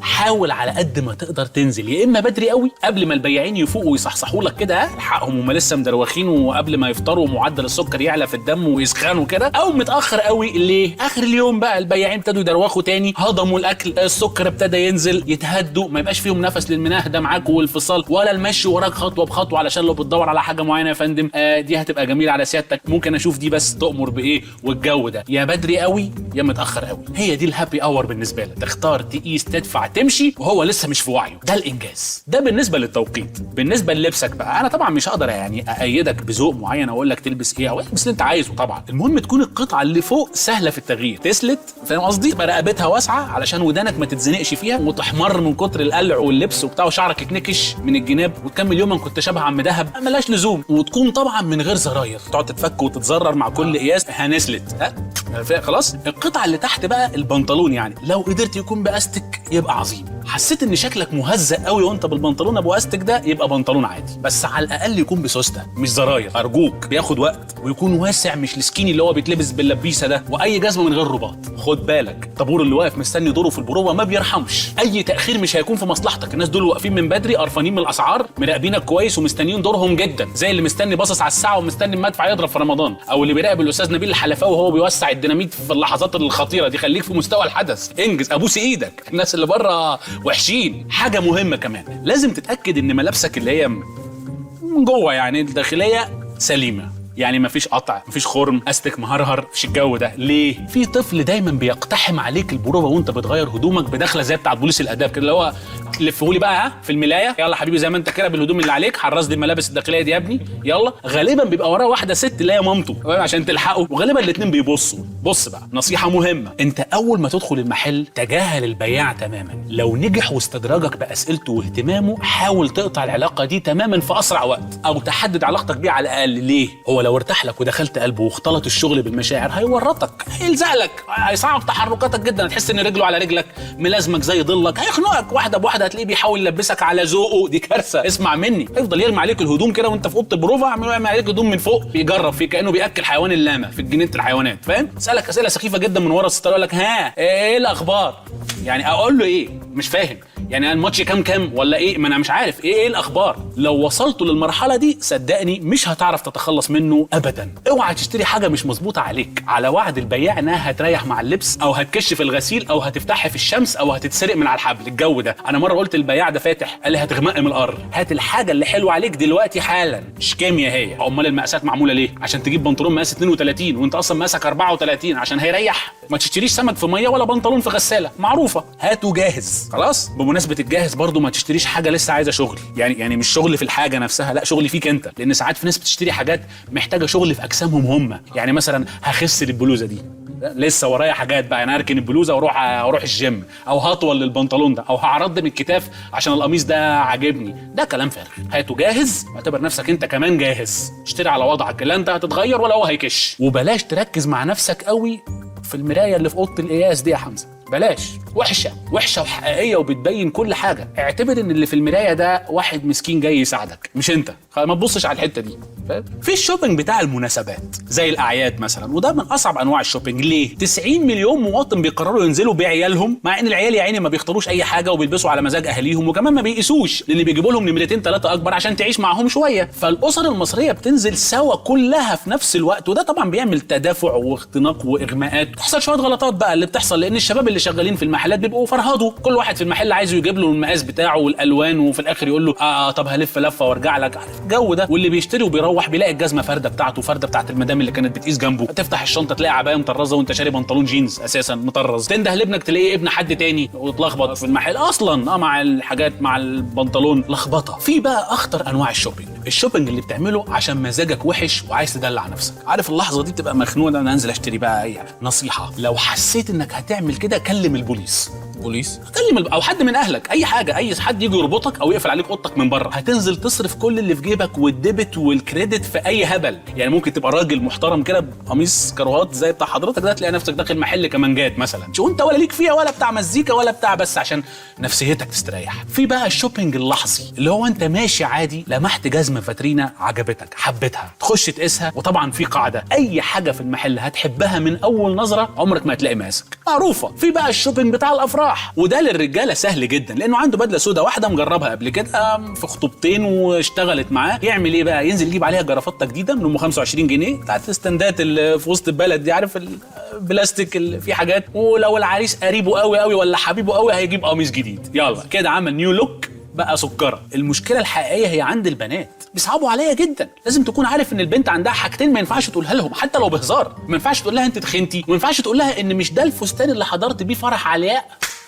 انت كده شكرا يا معلم، خلاص كده. البنت مستحيل تكرر فستان في فرح غير لما تكون واثقه ومتاكده ان المعازيم والدي جي والفوتوغرافر وحامل المشاعل والقاعه والكوكب كله اللي رايحاه مش هي اللي راحت له قبل كده بنفس الفستان، ناس جديده محدش يشوفه، مستحيل. في بقى النوع الابشع وده اللي بيلم كل ما سبق في مقص واحد. ازاي؟ ده لما تكون كل الظروف السيئه دي تجتمع مره واحده. يعني لما علياء تقرر تعمل فرحها في العيد في فتره تكون فيها انت مكتئب ومزاجك وحش، فتضطر تنزل تعمل شوبينج مع 90 مليون نسمه وانت مودك منيل ومش طايق مراتك اللي قافشه تجيب فستان جديد علشان طليقه العريس اللي مش هتحضر الفرح طبعا شافتها بيه مره. بعد 5 ساعات تلمح انت بدله ظريفه تحبها ما تلاقيش مقاسك اساسي، فتقرر تشتري كمانجه وشخليله وتروح. حاجه مؤلمه. انا زهقت من السيره دي، ولا عايز اشتري ولا عايز اعمل اي حاجه. وموضوع الشوبينج ده بصراحه بقى يعني استغفر الله العظيم. بس اهدى بس. لا انا هتكل على الله. رايح فين؟ هتكل على الله. لا انا مودي بقى مش تمام. هعدي على الراجل بتاع البواريك اشوف لو عنده حاجه احمر فاصفر كده اجيبها عشان نفسيتي بس تتحسن شويه. استغفر الله العظيم يا رب معايا كده. الفرق بين حياتك قبل الجواز وحياتك بعد الجواز زي الفرق ما بين افلام الاكشن وبرنامج طبق اليوم مثلا. الاتنين بيجوا في التلفزيون بس ده مود وده مود تاني خالص. يعني خدي عندك مثلا قعدة البيت قبل الجواز. قعدة البيت قبل الجواز يعني ايه؟ يعني فيلم حلو، شوية فشار بالزبدة، شاي بنعناع، سحلب بالمكسرات، رز باللبن، اي حاجة بحاجة كده، دلع. بعد الجواز قعدة البيت يعني ايه؟ يعني تنزيل الستاير، تعليق الستاير، تركيب اللمض، تثبيت الدش، تنظيف السقف، اي حاجة مضاف ومضاف اليه، بشرط يكون داخل فيها السلم الايديال او اي اكروبات وخلاص. الويك اند قبل الجواز بينقسم لجزئين، نوم كتير، انتخه كتير. الجزء الثاني بيبقى فسح كتير، سهر كتير. تمام؟ الويك اند قبل الجواز هو الوقت اللي بتسترد فيه انسانيتك، تشحن فيه بطاريتك، تخش على الاسبوع كده عامله زي العربيه وهي خارجه من المغسله، تحس ان كده في انسان جواك وجوايا. الويك اند بعد الجواز بينقسم لجزئين برضه. الجزء الاول تنظيف وزيارات عائليه، غسيل، طبيخ، مكوى، وحموم العيال، وساعات علشان نكسر الملل بنغير الملايات. الجزء الثاني هو المكافاه بقى، زياره طنط اعتدال وعمو تحسين علشان راجعين من العمره، ولازم لازم لازم نروح نقضي وقت عائلي ولطيف معاهم. وده الوقت اللي انت بتبقي قاعده بتضحكي فيه كده ونشرب شاي بلبن وناكل بسبوسه بيتي تخينه كده وصايصه. ودي بتبقى فرصه برضو انك انت ترجعي الشغل اول الاسبوع وانت سعيده وحاسه ان في حاجات ابشع من الشغل السخيف بكتير جدا. المصيف مثلا قبل الجواز شبه الويك اند بس على كبير، بحر، انتخه، استجمام، فرفشه، خروج وضحك وكده. تحس انه مش ناقص غير ان يبقى في 2 وراكي بيهووا عليكي بمراوح ريش و4 يخشوا عليكي بطبق فاكهه عملاق. متعه. بعد الجواز بقى المصيف هو سواقه لمده 4 ساعات متواصل على سرعه 70 علشان مراتي مشدوده من السرعه ومتشنجه في الدواسه وبتفكرني طول الطريق ان معانا ارواح اطفال في رقبتي وحسبي الله ونعم الوكيل وكده. طب السواقه ممكن استحملها، لكن ليه افضل طول الطريق بسمع هم النم يا روحي وانا ابريق الشاي؟ انا رايح المصيف مش رايح طيور الجنه. على البحر بقى طبقات الصن بلوك للعيال لحسن ظهرهم يفقفق، العياط ولسعات قنديل البحر والصريخ ودواء السخونيه والحزن كله. ببقى عايش حاله من الاتنين حضرتك، يا اما ابني خايف من الميه وامه مصممه تنزله وهو بيصرخ، يا اما ابني مش خايف من الميه وسارح لغايه البراميل وامه بتصرخ وبتشدني من دقني. خدت بالك ان كل حاجه بتتغير، قبل حاجه وبعد بتبقى حاجه تانية؟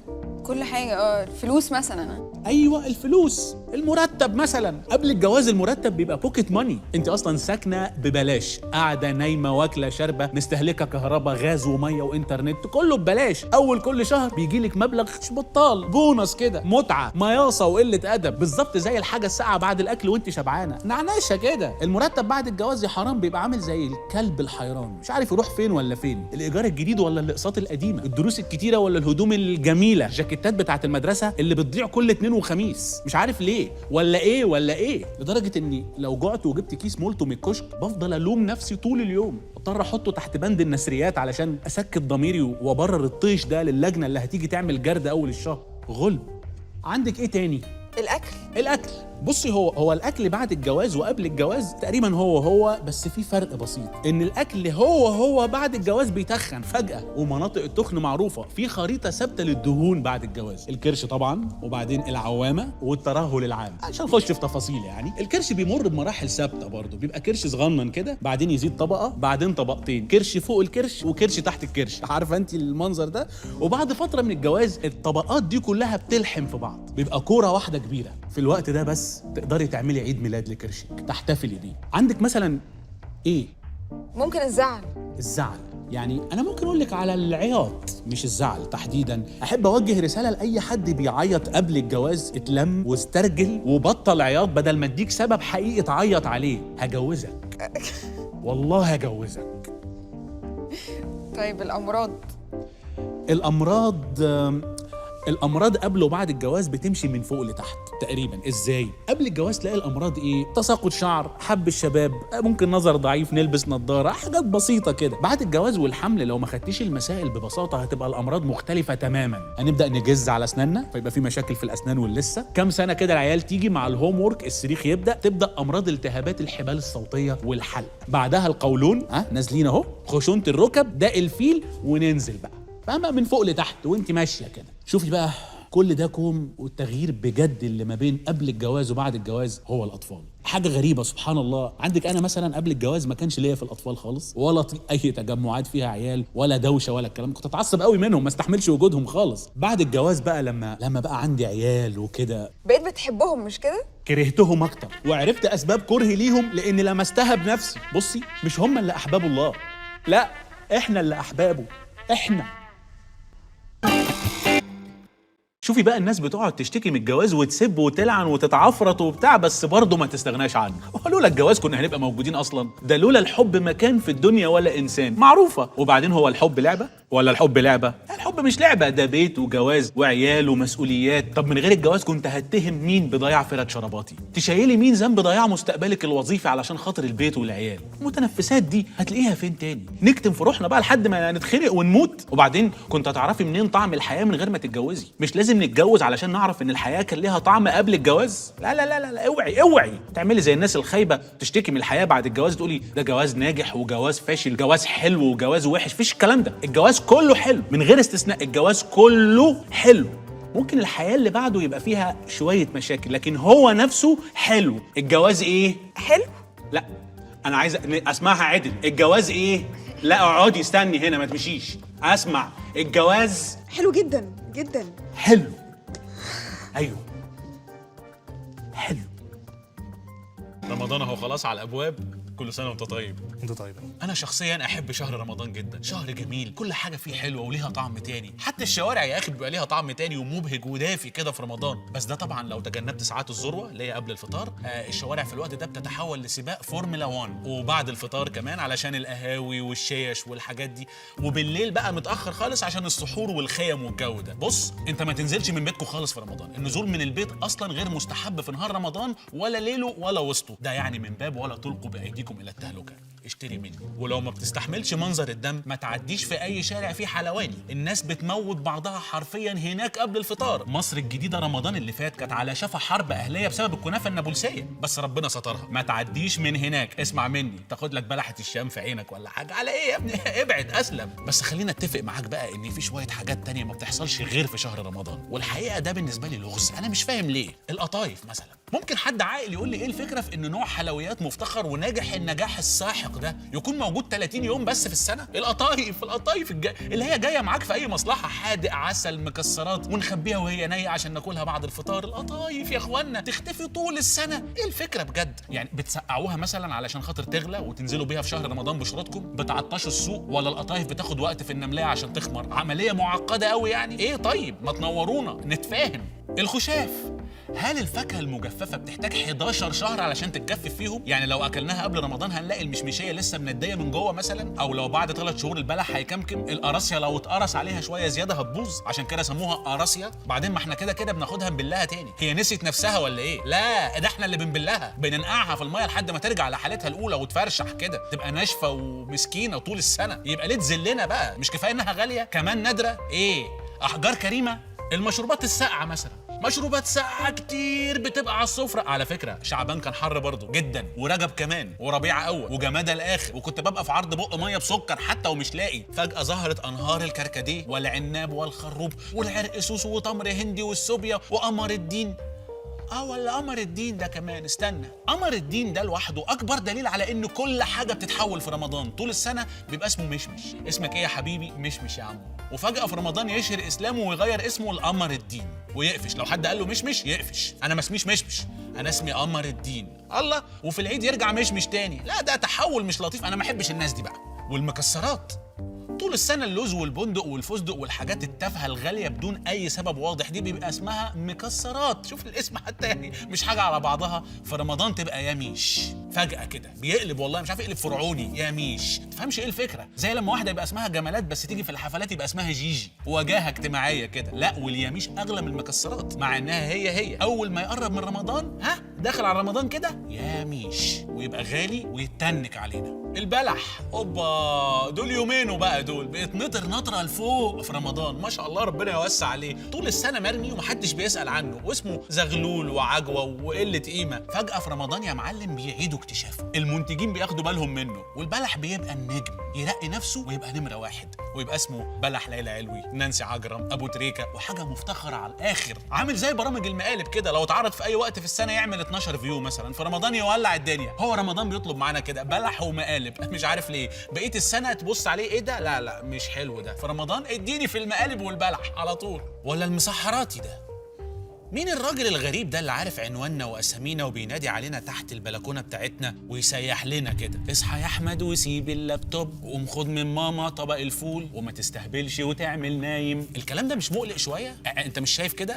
لا، وبيختفي بعد رمضان تماما ويرجع رمضان اللي بعده ابديتد بالمعلومات. اصحى يا احمد، اصحى يا ابو ياسين. عرف منين ان خلفت ياسين؟ انا بخاف منه الراجل ده بصراحه، وغيابه بيوترني، بيقلقني اكتر من ظهوره كمان. بقعد بعد رمضان على اعصابي، انا حاسس انه بيجمع عني معلومات عشان يجي يسحرني السنه الجايه. على طول ماشي وانا حاسس ان في مسحراتي بيراقبني، وفي اي ثانيه هيقول لي اصحى يا احمد انا صحي لك بدل ما اطلع اجيبك. وبعدين مواعيد شغله برضه مريبه قوي. ايه اللي الشيفت بتاعه ساعه قبل الفجر بس ده؟ طب ما بياخدش الشيفت الاولاني ليه بالمره ويكمل جميله ويفطرنا؟ بيسحرنا بس ليه؟ مش غريبه شويه؟ ما في ناس كتير بتنام قبل الفطار وبتحتاج اللي يفطرها، ما يشتغل مفطرات الصبح ومسحراتي بعد الظهر، مش اكل عيشه. لا مريب. هو لو عايز بقى يلعب الدور ده في حياتنا يلعبه صح، يصحيني في الايام العاديه طول السنه افطر بقى واتغدى وابعت الايميل المتاخر وادخل الحمام ولا هو عاجبه اللي حصل لي اول امبارح ده فالح بس يسحرني؟ يعني اجوع ولا اترفد، اجوع ولا اتفضح؟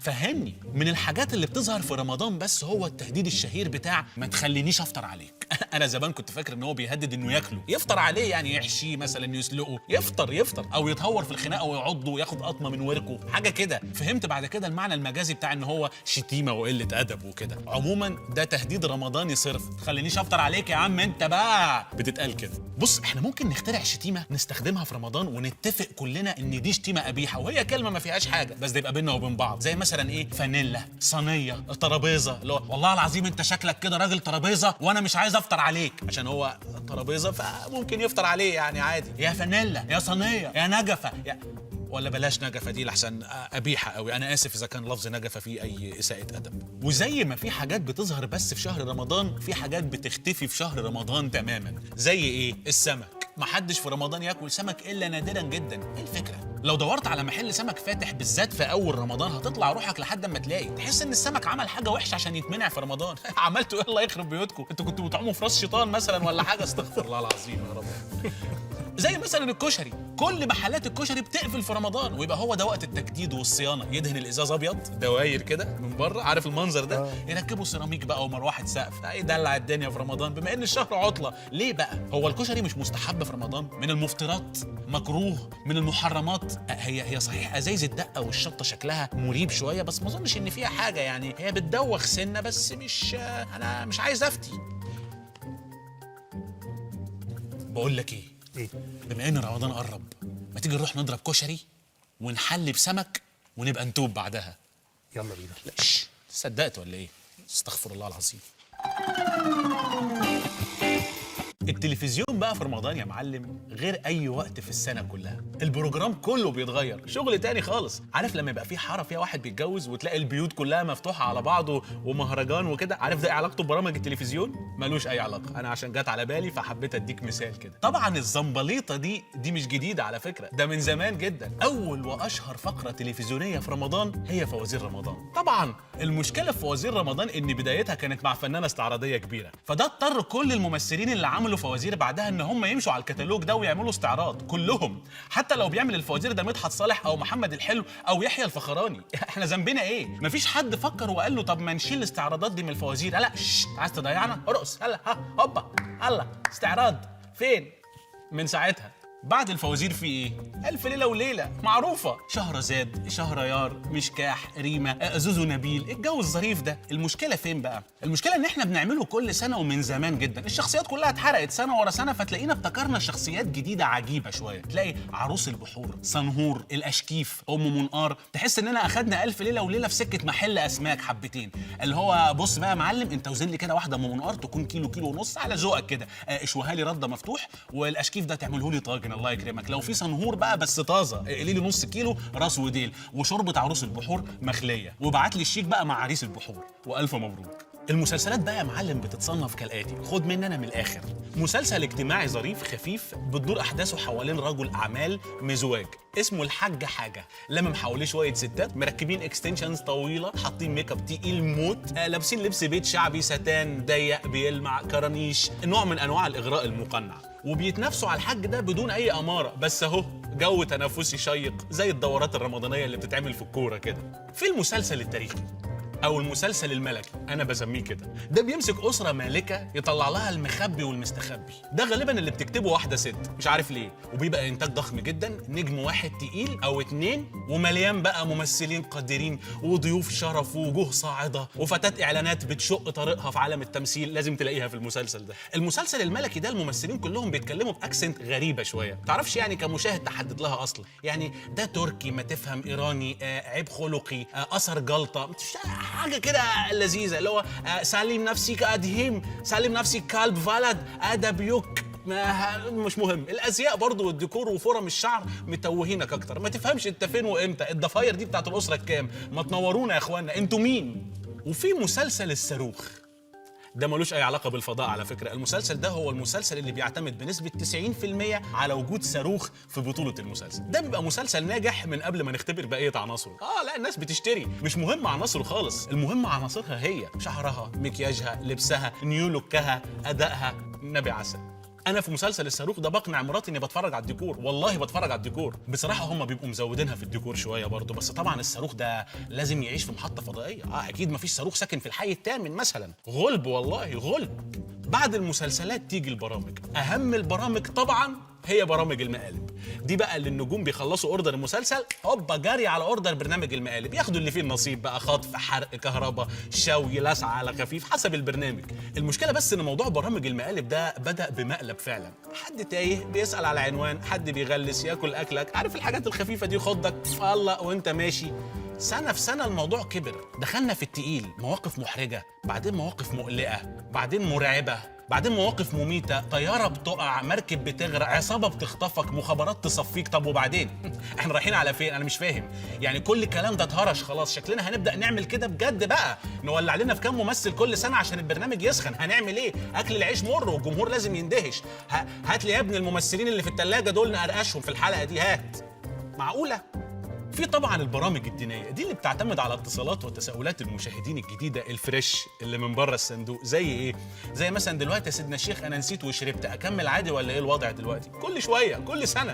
او الشامبو بيفطر يا شيخ اصله مكتوب عليه بالخوخ والعسل، ايه النظام؟ مش معقوله الراجل محترم قاعد عالم عشان تسالوه اسئله تخش الدماغ، ينفع كده؟ اللي هو الو سلام عليكم يا مولانا، وعليكم السلام، اتفضل، ممكن اسال فضيلتك سؤال؟ اتفضل. وده اول سؤال عجيب ملوش معنى، حضرتك متصل ببرنامج اسمه انت تسال والشيخ اللي قاعد قدامك ده يجيب، يبقى اتفضل اسال على طول، ايه اللي هيخليه يرفض الاجابه فجاه؟ هيبقى مش فاضي؟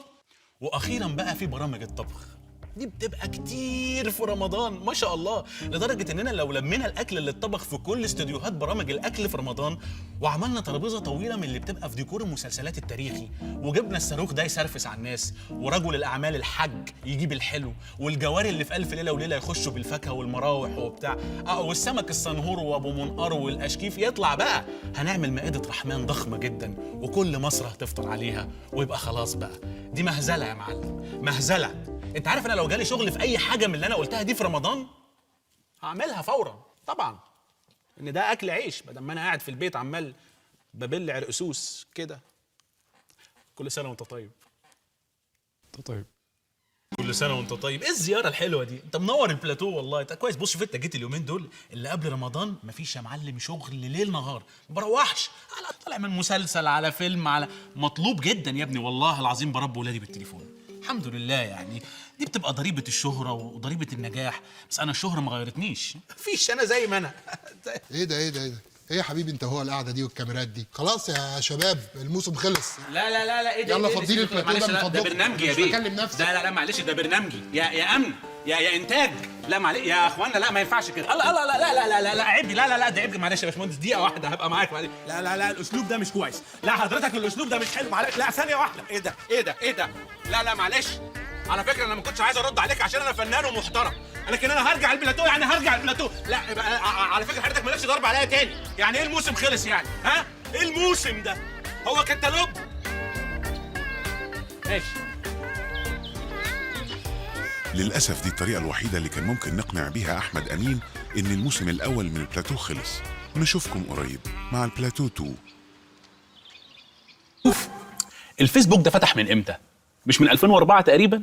كنت انا من اوائل الناس اللي صحيوا بدري وعملوا اكونت على الفيسبوك عشان نقعد مع اصحابنا كده، عارف، نتكلم، نحط صور على الضيق كده. الموضوع وسع جدا يا معلم. من ساعتها بقالي 12 سنه هو بمارس هوايتي في دراسه انواع الناس اللي موجوده على فيسبوك. اول واشهر واكتر نوع هتلاقيه على الفيسبوك هو الحصاله الجائعه. اللي ايه الحصاله الايه؟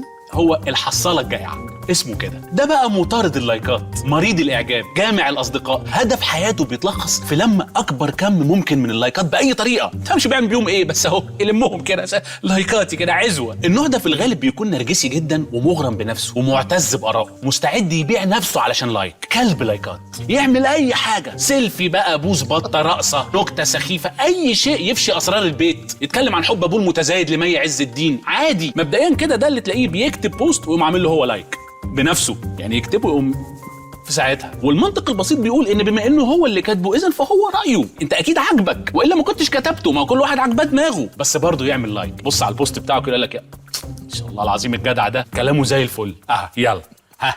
طبعا رايه ده ممكن يكون حاجه شبه الجو النهارده حر شويه، ده البوست ده اللي هو عمل له او ما اجمل الشتاء، السكه اللي ما فيهاش اي معنى دي، بس هو حس انها طالعه من بقه زي العسل. مفيش فكره، بس هو عجبه اداؤه، انا لذيذ لايك.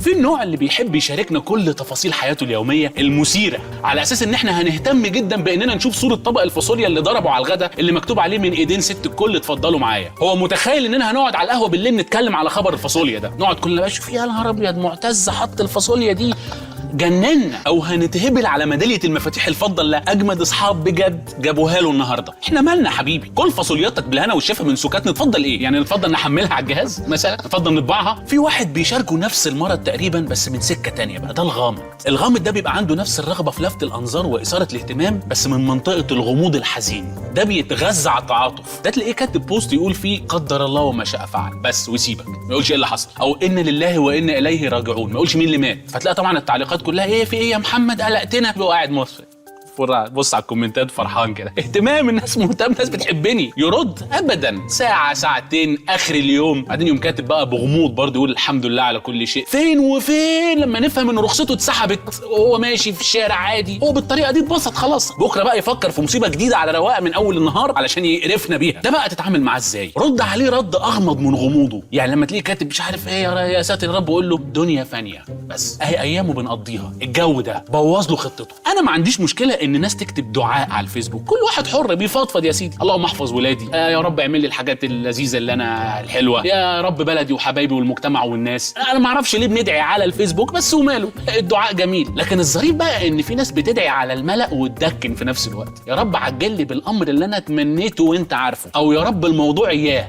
الله، طب بما ان الموضوع مش مطروح للحوار المجتمعي بتشاركينا بيه ليه؟ يا رب اهديهم يا رب. في نوع بحبه قوي انا شخصيا، فعلا بيثير اهتمامي وبحسه يستحق الدراسه. النوع اللي هو بيبقى حاجه بحاجه، اللي هو تلاقيه مثلا ايه، اميره بحيائي، ملكه باخلاقي، جميله بعفافي، فله بحاجاتي، سعيده بطلاقي، هي مسميه نفسها كده. دول غالبا ما بيبقاش ليهم اي اراء شخصيه في اي حاجه، بيكتفوا ان هم يعملوا شير للبوستات الجاهزه. خش عندهم كده اتفرج، تلاقي صوره غروب الشمس، اتنين ماسكين ايدين بعض بعدها على طول، او واحده بتعيط في المطر. تحس ان حاجه بحاجه ده اسم حركه الاكونت مش حقيقي، وجهه لنشاط تاني من الباطن، او غسيل اموال. برضه نوع تاني قريب منه بس الرجالي بتاعه بقى، ده بيبقى النوع المضاف والمضاف اليه، امير الاحلام، اسير الظلام، قليل الكلام، قريب المدام كده. ده شخص مش طبيعي، لانه لو انسان طبيعي كان هيبقى اسمه احمد كمال وخلاص. غالبا ده بيبقى الاكونت التاني. انا بقى نفسي اعرف لما جميله بعفافي بتقعد مع اسير الظلام بيقولوا ايه. بيتهيألي ما بيتكلموش زينا تقريبا بيطلعوا اصوات موج بحر مثلا، هم قاعدين مع بعض. أميرة بس اسير الحاجات،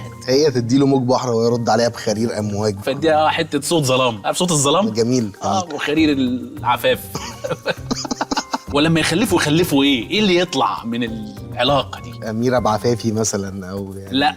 لا غالبا هيخلفوا اشرف. يعني انت مالك رحت بعيد ليه؟ يعني حد عادي. عارف بقى الستات اللي بتحط صوره جوزها وتكتب انا جوزي حبيبي اهو مع بعض، ربنا يخليه ليا يرزقه يسعده ويبعد عنه ولاد الحرام، دي مش بتموت في جوزها ولا سعيده في حياتها ولا اي حاجه. دي يا اما مش مطمنه له يا اما مش مطمنه للبنات قرايبه اللي عنده على الفيسبوك، فبتعمل ديفنس. جوزي حبيبي اهو، انا معاه وهو بيحبني مع بعض. يا ستي في ايه؟ حاطه الصوره ليه؟ ما تكنوا في البيت وترحمونا. بعدها بقى تيجي الام المنبهره دي بقى تهريك صور كتير. الولد اتولد، صوره المستشفى، صوره السبوع، صوره التطعيم، صوره رجله اللي ورمت من التطعيم، صوره رجله اللي خفت الحمد لله بعد التطعيم، فيديو اول ماشيه، اول كلمه، اول نفه، اول مره يشتم، اول عيد ميلاد، اول يوم حضانه، اول يوم مدرسه، حفله المدرسه، رحله المدرسه، باص المدرسه، سور المدرسه. دول الامهات الجداد. اما عن الامهات القدام بقى، امهاتنا احنا طبعا حبايبنا بقى، الكل. دول مشاكلهم مع الفيسبوك مختلفه تماما. مشاكل بتبقى اخطر بكتير لان غالبا بيبقى ليها علاقه مباشره بخصوصيتك وكرامتك واسرارك وحاجات كتير تانية. يعني مثلا تلاقي واحده زميلتنا في الشغل منزله صوره ليها معانا، يعني في ايفنت، يعني في الشغل قاعدين مع مديرنا، استاذتنا، زمايلنا، حاجات كده، فتلاقي مامتها تزق الوول برجلها كده وتقوم داخله كاتبه لها تحت الصوره الاولانيه اللي في المجموعه دي مين دول يا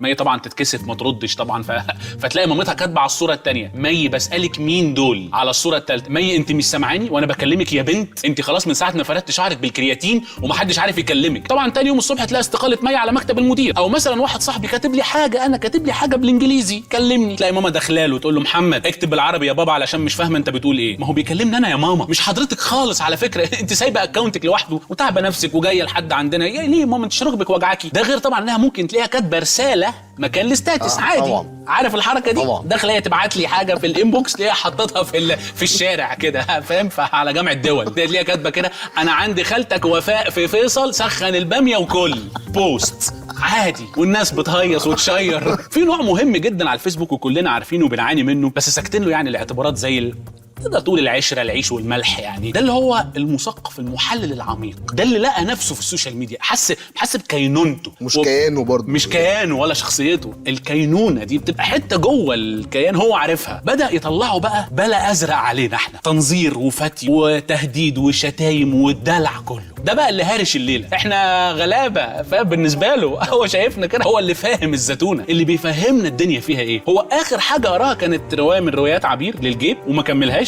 علشان ملوش تقل على القرايه. يعني ده له اراء سديده في مواقف عديده جدا، يحب يدلو بدلوه في كل صغيرة وكبيرة. هتلاقي عنده 13 كلمة كده معينين يحبهم يستخدمهم في كل كلامه: الشأن العام، الموقف الراهن، الصراع الدائر، العبق الكائن، الشجر الناشف. ازنقه بقى اطلع منه بفكرة واحدة عليها القيمة، مفيش. في البليلة ده في اوقات الحرب يكون في احداث اخبار تلاقيه في العبق الكائن. طب اوقات السلم بقى مفيش اخبار، يعمل ايه؟ يبقى السوق فاضي هو ينام يعطل فشر. رباعيات صلاح جاهين، اغاني الشيخ امام، جمل كوبي بيست من روايات نجيب محفوظ بالذات اصداء السيرة الذاتية.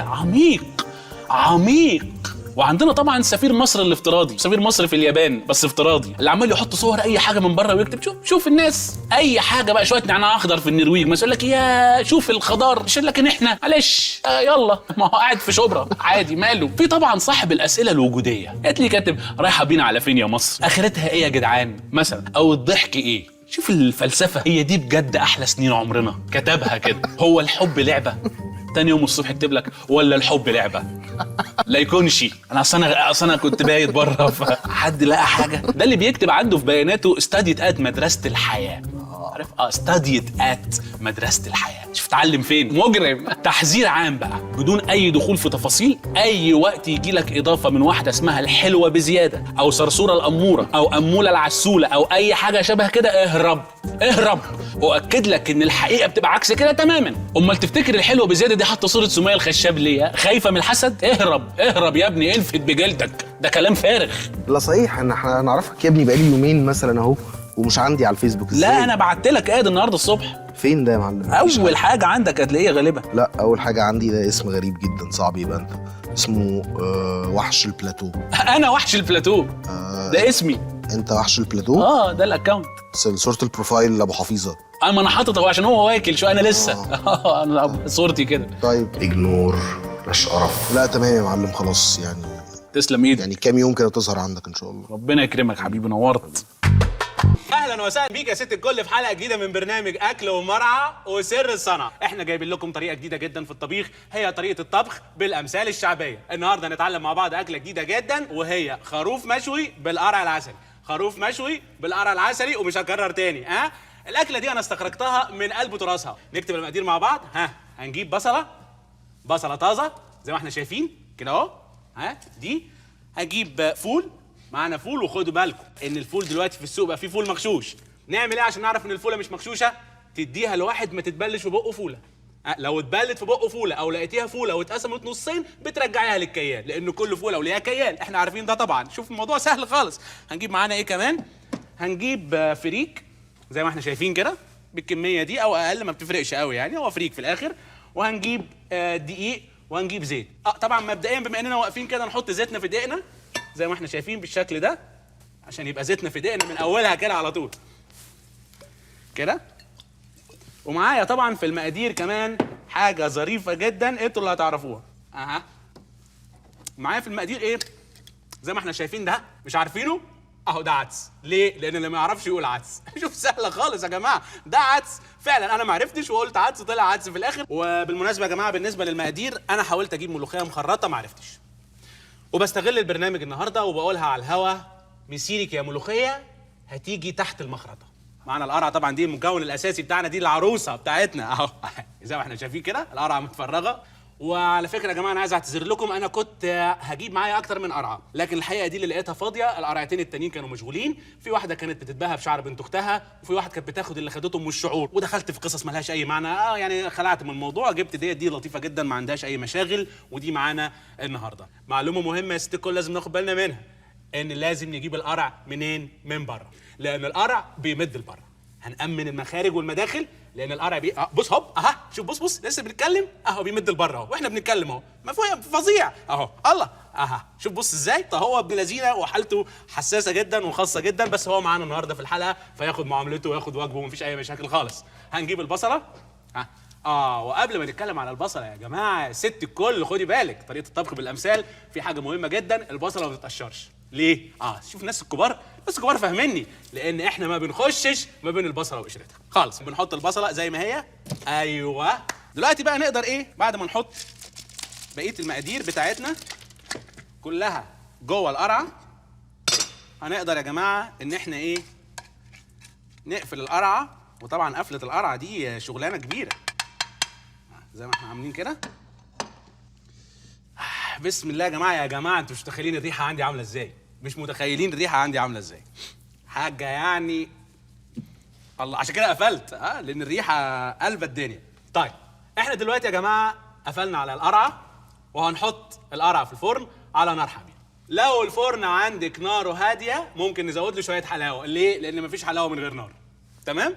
بنحاول نقول حلول من واقع تراثنا الشعبي الجميل. يلا عقبال ما الاكل ما يستوي خش كده نجيب ايوه ثانيه واحده مع بعض كلنا.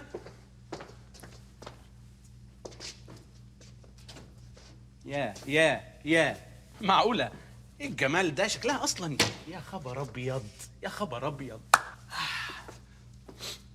عقبال ما الاكل يستوي يا جماعه ممكن نعمل شويه سلطه طحينه، او ممكن نشرب من البحر طبعا، بس يكون في حد في البيت بيعرف يعمل من البحر طحينه، حد كده يكون ايه حلنجي شويه. ناخد اتصال. مدام نسمه، مساء الخير يا شيف. اتفضلي يا مدام. انا جوزي بس مشكلته انه ما بيحبش الزيت، عايز نطبخ بسمنه. ممكن تعمليها بسمنه يا فندم، مفيش مشكله. طيب بالنسبه للسمنه يا مدام نسمه في حضرتك طريقه تانية بس هتاخد وقت شويه. لو عندك نمل في البيت، وده متوفر في كل البيوت المصريه طبعا مفيش اي مشاكل، بتجيبي نمله تقطعي وركها وتستني السمنه من ورك النمله، بس زي ما قلت لحضرتك دي بتاخد شويه وقت مفيش مشاكل. دلوقتي هنشوف مع بعض. اكيد الخروف بتاعنا استوى زي ما احنا. الله اكبر الله اكبر، طالع المنظر جميل. شوفوا يا جماعه الخروف طالع ازاي. هنشوف مع بعض كده ثانيه واحده. يا سلام يا سلام يا زي ما احنا شايفين اهو خروف كامل بالقرع العسلي. انا طبعا كنت مستني حد يسالني امال فين الخروف في المقادير من الاول، عشان اقول له طبعا ده تراثنا الشعبي يا جماعه. البصله اللي احنا حطيناها دي يا جماعه ما كانتش بصله عاديه، دي كانت بصله محب. ها دي بصله، وطبعا بصله المحب غاليه جدا ومش سهل انك انت تلاقيها. بس ستات بيوت كتير قوي بتعرف تجيبها، وفي ناس بتجيبها تخزنها في البلكونه وتذبحها على العيد. المهم انها تبقى خروف يا جماعه. الله اكبر، زي ما احنا شايفين كده اهو، القرع اتفرتك اهو، معايا الكاميرا كده زي ما احنا شايفين. لو فتحت الفرن ولقيت فيه قرع متفرتك وبصله، يعني ممكن ما تلاقيش الخروف ده وتلاقي المنظر ده كده اهو، يبقى اتضحك عليك ودي مش بصله محب. ناخد بالنا من الحته ديت، ودي حصلت لواحد صاحبي قبل كده في رمضان، لان هو اضطر يا عيني يصوم وفي الاخر فتح اضطر يفطر على بصله. نحاول قدر الامكان نبعد سلطه الخيار اللي احنا عملناها عن القرع. ليه؟ لان القرع لما بيستوي بيقول الخيار يا لوبيا، ودي اتكررت كتير. لا خلاص لا يا كنترول يا جماعه، بيقول نفس الكلام بنفس القذاره تاني، مش معقول كده. دي يا جماعه اتكررت كتير، بيقول له يا لوبيا، بيبقى في احراج وبنفس. طبعا بنضطر في الحاله دي نرمي الخيار، انا اسف، او بنستنى لما يتقتم الخيار قتة، يعني حسب الظروف ساعتها. ويلا بينا بقى ناخد اكلتنا الجميله دي، نرش عليها شويه زبيب كده، وطبعا لو ما فيش زبيب ضرب الحبيب بيدي نفس النتيجه معانا بالشكل ده اهو. لو مفيش الحاجات دي يا جماعه بناكلها بعيش. بتشوف اي جعان بيحلم بسوق العيش وبنجيب منه شويه. لو اكل العيش مر بندي العيش لخبازه وهو بيتصرف. في نهايه الحلقه ما تنسيش يا ست الكل، اقرب طريق لقلب جوزك معدته، واللي ياكل على ضرسه بينفع نفسه، بس ما يكونش بياكل لوحده لانه ممكن يزور، وطباخ السم بيدوقه، ويمكن عشان كده مصارين البطن بتتعالج. فمطرح ما يسري يمري يا ست الكل، وكل سنه وانتم طيبين. وما تقفلوش، خليكم معانا، هنرجع لكم تاني مع مدام ناديه دمور، مصممه الازياء العالميه اللي بتلبس البوسه تبقى عروسه، وبتغزل قماشها بنفسها برجل حمار لانها شاطره جدا.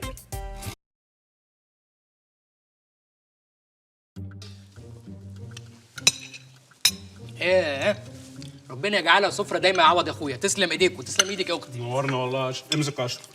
حبيبي امسك ايه؟ لا ده انا بطني مليانه مش قادر. معلش والله ازازه دي شبعت. فراخ، ازازه كده على السريع. صدقني انا مش قادر اتنفس. معلش ده انا بطني مفيش مكان خالص، انا يعني كلت كتير قوي. ايدي ممدوده يا حبيبي تسلم ايدك، بس انا مش قادر. يا جدع تعدمني يا جدع. لا بعد الشر عليك، بعد امسك. طب هات، طب خد بقى دي مني ليك. طب عليا طلاق 3 ما حد واكله غيرك. خد يا حماده كل دي من ايد بابا. بقول لك في ايه يا عوض؟ اشرف بقول لك عليا طلاق 3. في ايه يا يعني عوض؟ اعمل يعني شبعان أنا. يعني اذبح لك اختك يا اشرف. لا سيبها. اذبح لك اختك على السفره يا اشرف. دي حامل. اقسم ما تقول لنفسك يا اخي انها حامل. طب اعمل ايه؟ اقسم ولع في البيت يا اشرف. لا مش هولع. ولع في البيت واخربه. لا. اقسم بالله مرات عمك 4 سنين ما دخلت البيت ده عشان ورك زي ده. طب اعمل ايه؟ سيب الورك في الطبق. بسيبه اهو سيبه. واكل ايدك ورا ظهرك. اهو ايدك اهو. انزل. حاضر اهو. ايوه بسم الله. الف هنا منورنا والله يا جماعه. ما تملاش بطنك سلطه يا بابا. حاضر يا عوض. اتفضلي يا مدام. سيبها بقى. اتفضلي. الف هنا. استمتعوا. تسلم ايدك يا اختي. يلا دور شاي تاني بقى. لا يلا لا يا لا أما. تاني ولا تالت، احنا كده تمام قوي. لا طب شويه قهوتك ايه؟ لا، يلا قهوة. يا اما شويه قهوه. لا قهوة ايه؟ مفيش مكان لاي قهوة خالص. طب لتر نجيب لتر. لتر ايه؟ هات لتر يلا. لا لتر ايه يا حبيبي؟ احنا يلا، يا دوبك يلا. انت مش شايف المنظر؟ لا يعني انت مش شايف المنظر؟ لا دي حامل انا لا. يا عم ربنا يوسع. انت جاي تقر يا اشرف. يا سيدي ربنا يوفقك. طب بقول لكم ايه؟ نسيبهم احنا بقى ونقوم بقى. هتقوم ايه؟ قامت امتى؟ في ايه؟ طب عليا الطلاق 3. لا انتوا بايتين معانا كام يوم يا اشرف؟ يا جدع هطلع. يلا حبيبي يلا حبيبي هتبات. لا يلا خش اقعد يا جوه. ولد اقعد يلا. اقعد بقى. الولاد عندهم امتحانات دلوقتي مش هينفع نبقى يقدموا خالص. اعتذارات السنه دي مفيش مدارس. يلا خلاص خش عندك بيت اخوك يا اشرف. ما تقوليش مدارس في بيت اخوك. يا حبيبي انت اخويا وابويا وعيلتي كلها، بس مش هينفع نبات مفيش مش هينفع وقت. يعني انا كلامي ده ملوش لزوم. ليه؟ يا اشرف حلفت طلاق 3 يا اشرف ما تتعبش. يعني في ايه؟ يعني اولع في فيها. ايه؟ يعني اولع فيها.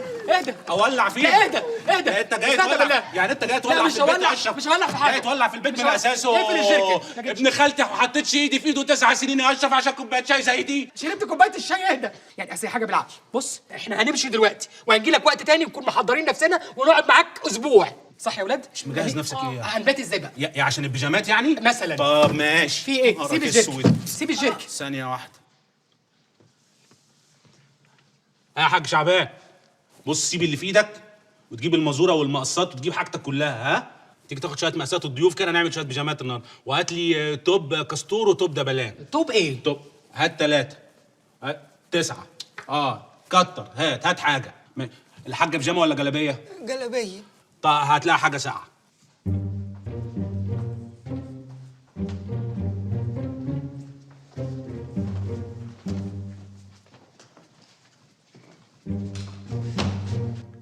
راح فين يا اشرف؟ احنا لقيناك تعبان امبارح ومرهق، قلت اخد ماما والاولاد وننزل في هدوء من غير ما نعمل لك ازعاج يعني. حبيبي يا اشرف لقيتني مرهق وتعبان تقوم تنزل من بيتي بالطريقه دي يا اشرف؟ طلاق 3، ما انت ماشي من البيت دلوقتي يا اشرف. اقسم بالله جوز خالة مرات عم جدة حمايه 26 سنه ما رفعت عليه سماعه التليفون عشان نازله زي دي. اقعد يا اشرف. طب اقول لك على حاجه، ابوس ايدك سيبنا نمشي.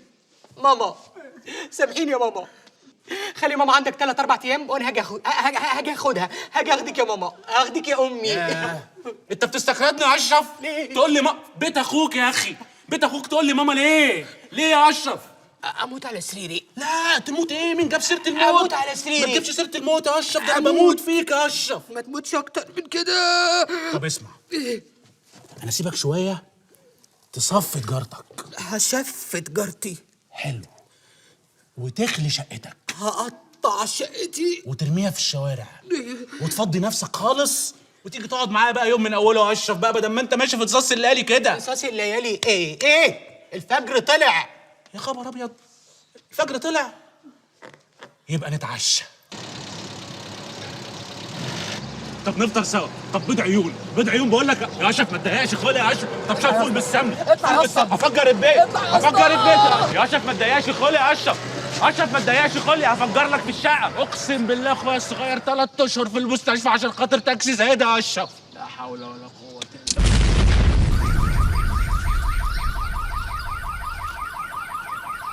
عاجبك كده يا اشرف؟ اديك ولعت في البيت. تعال نتغدى بره بقى. خلص معاه على 20. خلص معاه على 20. ايه اللي لو ما خلصت على 20؟ لا لو ما خلصت على 20 يبقى خلص عليه هو، مش مهم ال 20. وخلص وتعال.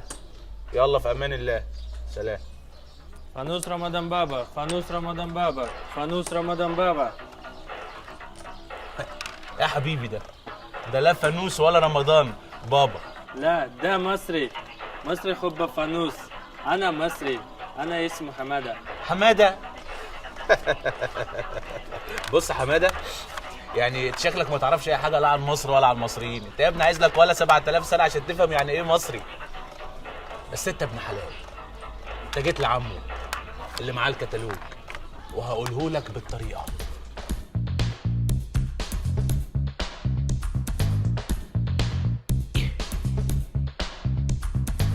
من غير لا لماضة لا إعادة ولا كلمة زيادة.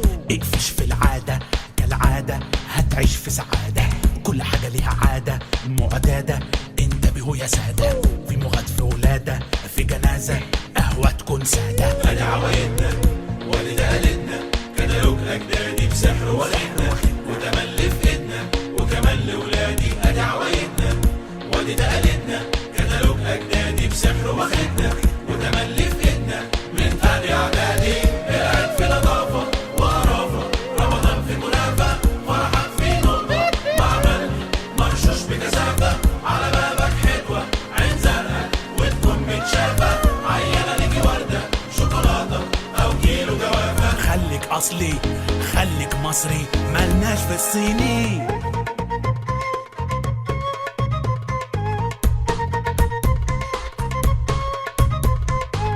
ونسم بيشمه بفسيخه ولا صحة تهمه.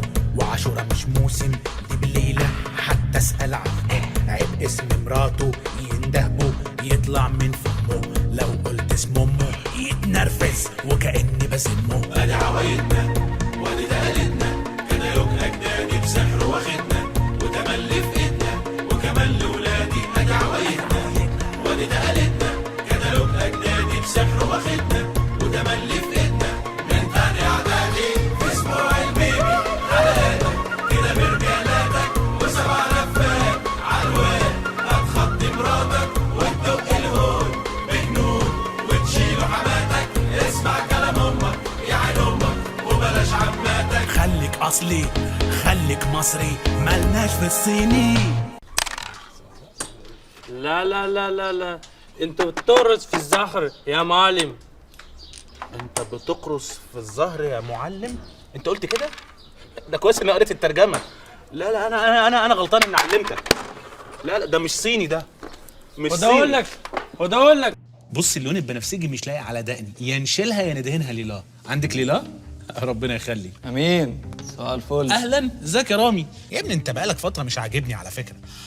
والله صحيح، انت من زمان مش عاجبني، انا افتكرت دلوقتي. اصل انا كنت متردد بقالي فتره، بس خلاص خدت قرار مصيري في حياتي. برافو عليك. بص، قرار انك تسيب التمثيل دلوقتي ده قرار محترم. انت ترجع بقى تقف مع بابا في محل الموبايلات بتتسرق منه، وبابا يا عيني بيقع كل شويه. تمثيل ايه اللي اسيبه؟ انا مش ممكن اسيب التمثيل ابدا. انا خدت قرار اني هتجوز ساره زميلتنا مساعده المخرج. برافو عليك. اولا كده هتسيب التمثيل، ثانيا اختيار موفق، احييك. انا خلاص هروح اعترف لها بحبي. ده منظر واحد راح يعترف بحبه؟ ده منظر واحد يعترف بجريمه، يعترف على نفسه. ايه المنظر ده؟ ماله منظري؟ قول لي كده، هتقول لها ايه؟ يا ساره انا بحبك وعايز اتجوزك. ايوه وزود لي بطاطس وعايز كول سلو كاتشب مايونيز. ايه يا ابني انت بتطلب اوردر يا ابني؟ ده جواز يعني انت رايح تسوق لنفسك. انت ما بتشوفش افلام اجنبي ولا ايه؟ لا ما بشوفش افلام اجنبي وعايز تتجوز ساره يا رامي؟ طب اروح اشوف فيلمين اجنبي بسرعه واجي؟ وليه تبهدل نفسك وتروح وتيجي؟ الاجنبي كله هنا. انا احكي لك يا معلم. بص يا رامي، اللي انت رايح تعمله دلوقتي ده اسمه بروبوزل. قول ورايا كده. بروبوزل؟ لا خلاص ما تقولهاش، يعني اعملها ما تقولهاش. حتى لو حد طلبها منك طنشه، اوعى. البروبوزل ده بتبقى لحظه رومانسيه كده ملزقه، بتخش فيها على البنت وتطلب الجواز. لو اتعملت مظبوط انسى، خلاص البنت دي اعتبر نفسك في الكوشه، يعني تتجوزك اول ما باباها يرجع من الشغل. وش امين احنا اصحاب صح؟ لا خالص. الحمد لله. يبقى تجيب لي بروبوزل ده وانا هحاسبك. بص، اولا اتعاملت معاه برضو على انه دواء حموضه من الصيدليه. حاسبك ايه؟ وقلت لك ما تقولهاش، دي الغلطه الثانيه. بروبوزل ده يعني تنزل على ركبتك، تقف وقفه حلوه، ورد، بالونتين، شياكه، مشاعر. انا اقف اصورك، اشير، اصرخ من السعاده، اتفاجئ. بص بقول لك ايه، سيب نفسك خالص، انا هظبطك. ايوه امسك دي بقى كده يا معلم، كده شكلك بقى لا يطاق. بجد يا امين انا عارفك ما بتجاملش. انا هضرك، بس انا مش عارف هي اتاخرت ليه كل ده. لا احنا مالنا بقى، احنا مستنيين تتاخر ما تتاخرش، بعدين عروسه بقى. اصل انا زهقت ورد وبلالين لا ما تسيبش البلالين دي يا ابني، ده هيليوم، تسيبه يخبط في السقف. هيليوم؟ رامي انت لا تعرف البروبوزر ولا تعرف هيليوم؟ بجد انت اول مره تتعامل مع الهيليوم؟ طبعا يا ابني ده ظريف جدا. طب بص، بما اننا مستنيين بقى، استنى هوريك حاجه هنتسلى موت. شد. اوعى يكون فيها حاجه وحشه. بقول لك مش هضرك. ايوه هديها كده. صباح الخير يا جماعه. ايه يا امين، انت بعت لي حاجه بتقول لي عايزك ضروري، في ايه؟ بص يا ساره، انت طبعا عارفه ان الجواز اسمه نصيب، واحنا بنحب ندخل البيوت من بيبانها. قالت يا اسف في حاجه في الصوت. انا مين مش عايزين هزار، احنا عايزين نتكلم بجد. والله العظيم دمه بقى خفيف. بص انت ممكن تكمل تمثيل بقى يعني، بس ركز كرتون عادي. انا ما شفتش اتفه من كده. هي الحاجات دي كمان بقى فيها هزار؟ وبعدين ايه ده؟ ايه البلالين واللبس وعرف الديك اللي انت عامله ده؟ ايه الهبل ده؟ ساره انا بحبك وعايزه اتجوزك. وكل سلو وبطاطس. كمل الاوردر بقى. انت طاهر باين. طاهر رامي، عارف انت لو كنت من الاول جيت وقلت لي دغري كده من الاول كان ممكن افكر، بس بصراحه بعد التهريج واللبس وكل الجو ده يعني خلينا اخوات احسن. عاجبك كده؟ والله الموضوع كان ماشي كويس، بس انت زودت هيليوم في البروبوزل. والله العظيم لو كانت الجوازه مشيت ما كنا ضحكنا الضحك ده. شد بقى شد.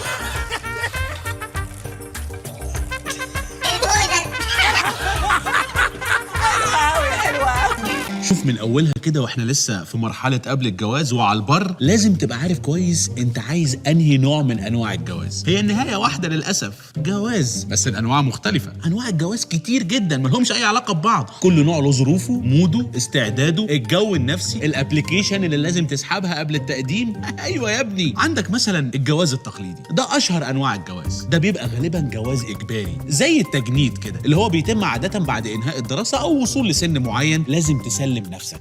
البنت قربت تخلص العشرينات تسلم نفسها، الولد اتخرج واشتغل ولسه هتلعب معاه يسلم نفسه. مسلوبين الاراده، مفيش اختيار. مش متطوعين خالص. الفرق بينه وبين التجنيد ان بتبقى التجنيد مدته محدده، لكن الجواز هنا يعني بيبقى للاسف مدته انت فاهم بقى. وجواز الصالونات أسوأ نوع تقليدي، لأنه بيبقى عامل زي مكتب خدمة العملاء كده. شوف الصالونات تدخل تاخد رقم، تستنى دورك، تقابل المختص، تشوف مصلحتك ماشية ولا إيه الكلام، شوية مفاوضات ويمشي الحال أو ما يمشيش. وساعات جواز الصالونات بيبقى جواز صالونات التجميل. إزاي؟ دي لما واحدة تخطب لابنها البنت اللي بتروح لنفس الكوافير، تبقى ضامنة بقى إنها شافتها قبل وبعد التشطيب، وإن مفيش عيوب صناعة خطيرة فيها. إن كان على تلقيط المعجون ووشين البلاستيك والصنفرة الناعمة، لا فدول بيندرجوا تحت بند الصيانة، يعني مفيش مشاكل، مش هنختلف. في كمان جواز القرايب. جواز القرايب بالنسبة لي ده هو ماما لما تكسل ومش عايزة تتعب نفسها خالص، لا عايزة تجازف ولا تفكر بره الصندوق ولا بره شجرة العيلة. عايز تتجوز اتجوز بنت خالتك. طب مش بحبها يا ماما، هتحبها حبيبي بعد الجواز، مفيش مشكلة. يعني ايه التحول اللي هيحصل لها بعد الجواز؟ انا عايز افهم. ما انا عارفها من 25 سنة ما حبيتهاش، هقع في غرامة وهي بتحاسب محصر النور مثلا؟ هحب طريقة رصها لطقم التوابل؟ تقول لي يا واد ده احنا خابزينها وعجنينها. يا ماما اتجوز واحدة معجونة ليه بس؟ ايه جو الفرن الآلي ده؟ وبعدين ليه فجأة اصحى الاقي خالتي بقت حماتي، طالعة بدورين، بنوفر؟ ايه اللخبطة دي؟ طب خد بنت عمك، بنت خالك، طب مرات خالك، طب ابن عمتك. ايه بتحافظوا على السلالة النادرة؟ ما بتدخلوش غريب ما بينكم؟ في ايه؟ في طبعا الجواز عن حب. اهو ده حلو، ده بقى النهايه السعيده، حلم كل شاب وفتاه، جميل. بس هو مشكله النوع ده انه تريكي شويه، خادع كده، ملوش ملكه، مش مضمون، لان سبب الجوازه نفسه غالبا بيختفي بعد 3 أسابيع من الجواز. يعني اخر اسبوع في شهر العسل تبدا الغشاوه اللي على العينين اللي هي على شكل قلوب دي تروح، الميك اب يتمسح، الكحكه تتضرب، الشعر يتغسل، البيجامات الكاستور تطلع، الشبشب الزيكو يظهر، الخناقات على الريموت تشتغل، ويبقى السبب اللي اتبنت عليه الليله كلها اتكل على الله. الميزه الوحيده اللي بتفضل في الجوازه دي هي القصه الرقيقه اللي وقت الزنقه بيحكوها لاولادهم. تلاقي الام تقول لاولادها انا اتجوزت بابا عن حب، بقرف كده. او لما تتخانقوا وتمسحوا ببعض بلاط الشقه تفتكروا اللحظات الرومانسيه اللي في الاول، ايام لما كنتوا بتختاروا البلاط ده سوا بلاطه بلاطه عشان تمسحوه في الخناقات، عن حب. وعندك طبعا جواز المصلحه، لو جه في دماغك مصالح الفلوس والورث وجو المسلسلات ده، لا لا لا خالص، ده بطل من سنه 82 مثلا، فكك. انا بتكلم عن جواز المصلحه. المصلحه احنا طبعا عندنا مصالح كتير جدا، مصلحه الشهر العقاري، مصلحه الجمارك، مصلحه الصرف الصحي، مصلحه البريد. دي بتبقى بيئه خصبه جدا للجواز. ليه؟ اعداد مهوله من البشر، غالبا مفيش شغل، فراغ شديد، وقت طويل، وشهم في وش بعض، فمفيش مهرب، بيتجوزوا. عشان كده عملوا مصلحه الجوازات. انت كنت فاكر مصلحه الجوازات اللي هي بتاعت جوازات السفر طبعا لا، ما انا كنت فاكر زيك كده. لكن جواز السفر بالنسبه لي هو اللي بيتجوز مثلا خواجايه علشان ياخد الجنسيه ويهاجر على بلدها، او اللي بتتجوز واحد عايش بره عشان تسافر معاه.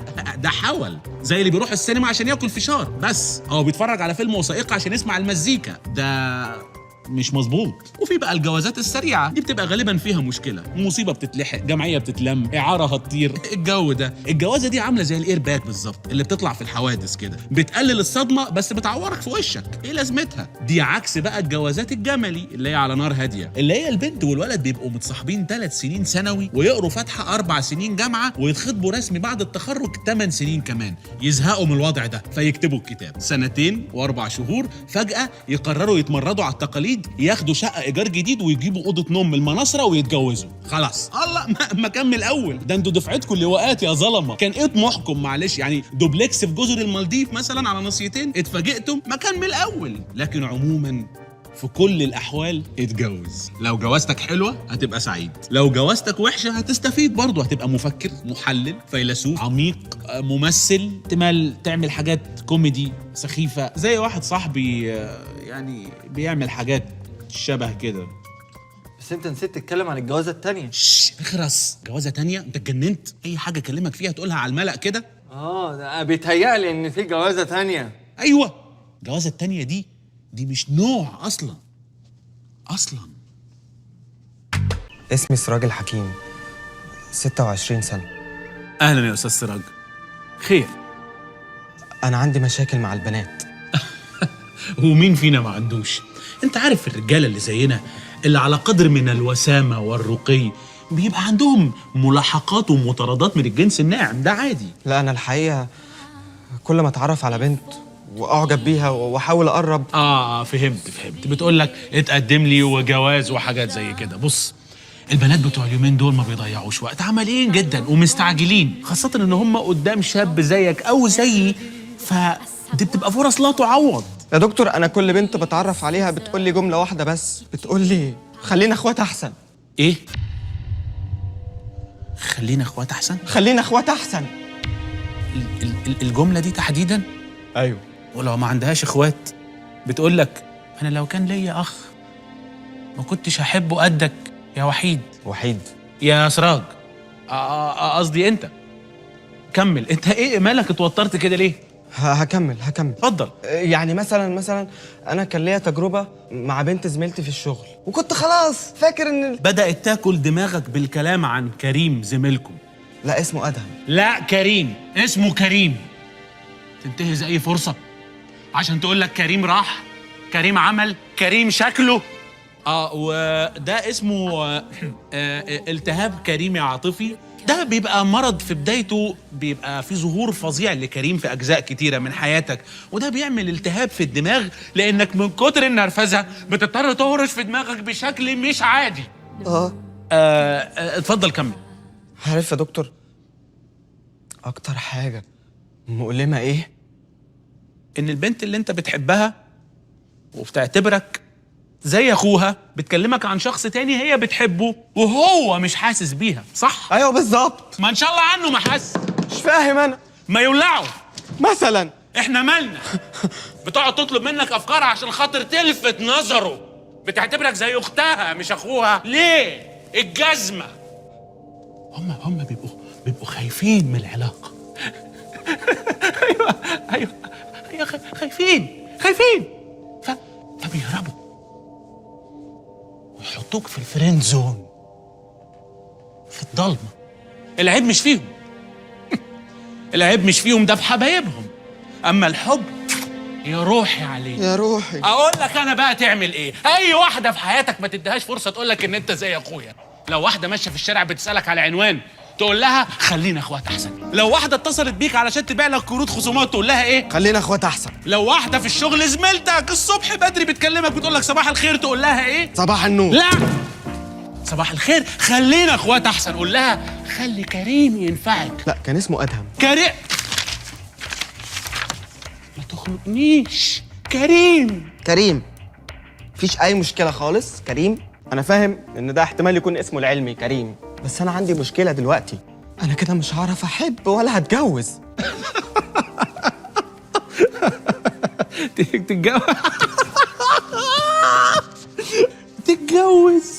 تتجوز ازاي يا ابني؟ كل البنات اللي في العالم اخواتك. طب اعمل ايه؟ انت ما تعملش اي حاجه، لان انا هبقى كويس. انا هبقى كويس. من فضلك سيبني شويه عشان مالك؟ انا اتحسنت دلوقتي الحمد لله. اتفضل. ما تاخدش الامور بصعوبه كده وفرفش. ارجوك استاذ سراج، ارجوك اتفضل. مالك يا دكتور؟ اهدى. ارجوك. بص سيبني دلوقتي. انا كويس. بالنسبه دلوقتي ليا انا الدواء بتاعي والعلاج. اسمع، انسى قصه العلاج والدواء والطب النفسي والكلام ده. سراج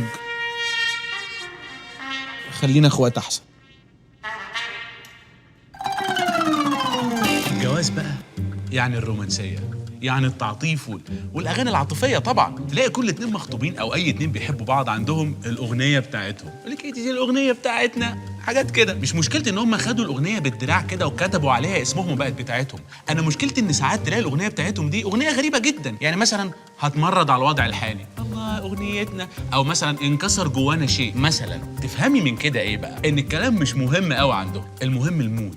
ولازم تعملي بصوابعك كده المود. طبعا مرحله قبل الجواز دي مرحله انتعاش الاغاني العاطفيه، اغاني رايحه اغاني جايه، رنات تليفون، رسائل صوتيه، حركات، جو، مود. المود خدتي بالك؟ انا عايزك بقى تركزي معايا وتفوقي من المود ده ونفكر في الكلمات مع بعض علشان هنشوف العجب. نبدا بالقديم. الست بتقول ايه؟ بتقول واسقيني واملى واسقيني تاني، اسقيني تاني من الحب منك من نور زماني. تمام؟ معلش مع احترامي الشديد، هل ده انطباع عندي لوحدي ولا انت كمان خدتي بالك ان في حاله جشع فظيعه فايحه من الاغنيه؟ يعني اسقيني واملى اوكي، اسقيني تاني حاضر تأمرينا، اسقيني تاني ما انا لسه ساقيكي. اعمل ايه؟ من الحب منك بقى من نور زماني اتصرف ماليش فيه، اي حاجه تقعد تحت ايدك مصلحه. لا، واسم الاغنيه ايه فاكره؟ الحب كله. كله. في جشع. في اغنيه تانية بتقول ايه؟ بتقول سؤال محدد جدا، واحب تاني ليه؟ واعمل في حبك ايه؟ كل مشكلتها انها هي لايصه في الحب القديم، مش عارفه تعمل فيه ايه. لا اعمليه فوط للمطبخ، مسكات للسخن، كوره شراب، دخلي ده في ده وادفعي الفرق وخلاص. عايزانا احنا نعمل ايه طيب؟ حب تاني ليه؟ موت. الاستاذ فريد الأطرش بيقول في اغنيته الشهيره زينه زينه، والله زينه والله تشتهيها العين، لولا خوفي من الله لقطه في الخدين. بغض النظر عن ان الشطر الاولاني عجيب، انهي شيطان سادي وسوس له بالفكره الدمويه دي يقطف خدين ليه؟ هي سايبه مفيش بوليس؟ هي زينه دي ملهاش اهل؟ هل خدها وهو مقطوف ده هيخليك تخش في المود؟ بعد شويه بقى بدا الحبيبه يسافروا بره كتير طبعا علشان خاطر يكونوا نفسهم وكده، فكانت اشهر اغاني الحب للمرحله دي طبعا اغنيه سلامات سلامات سلامات، فاكره؟ شوف سافروا معاك كام واحد، ما وحشنا منهم واحد، لا لا لا لا لا, لا ده انت وحشتنا بالذات. واحده حبيبها مسافر لاي سبب، هل المفروض ان البعثه كلها توحشها؟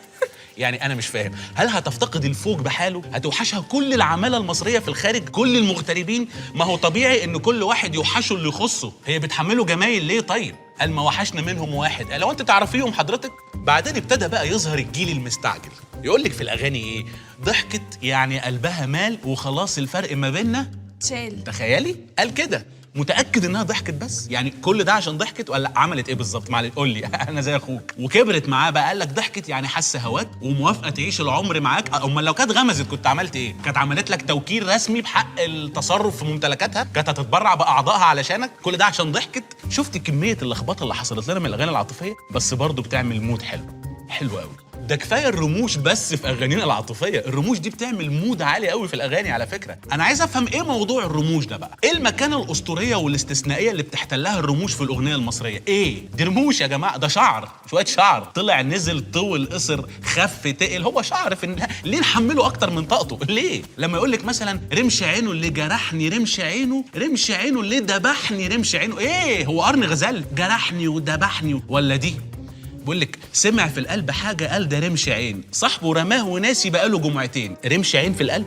يعني ايه الحموضه دي؟ كمان بقاله جمعتين؟ يعني الرمش ده بايظ حضرتك. طبعا اكتر رمش مرعب انت عارفه طبعا اللي هو بتاع اغنيه انت خايف من رموشي، يجرحوا ما بيجرحوش، طمنته.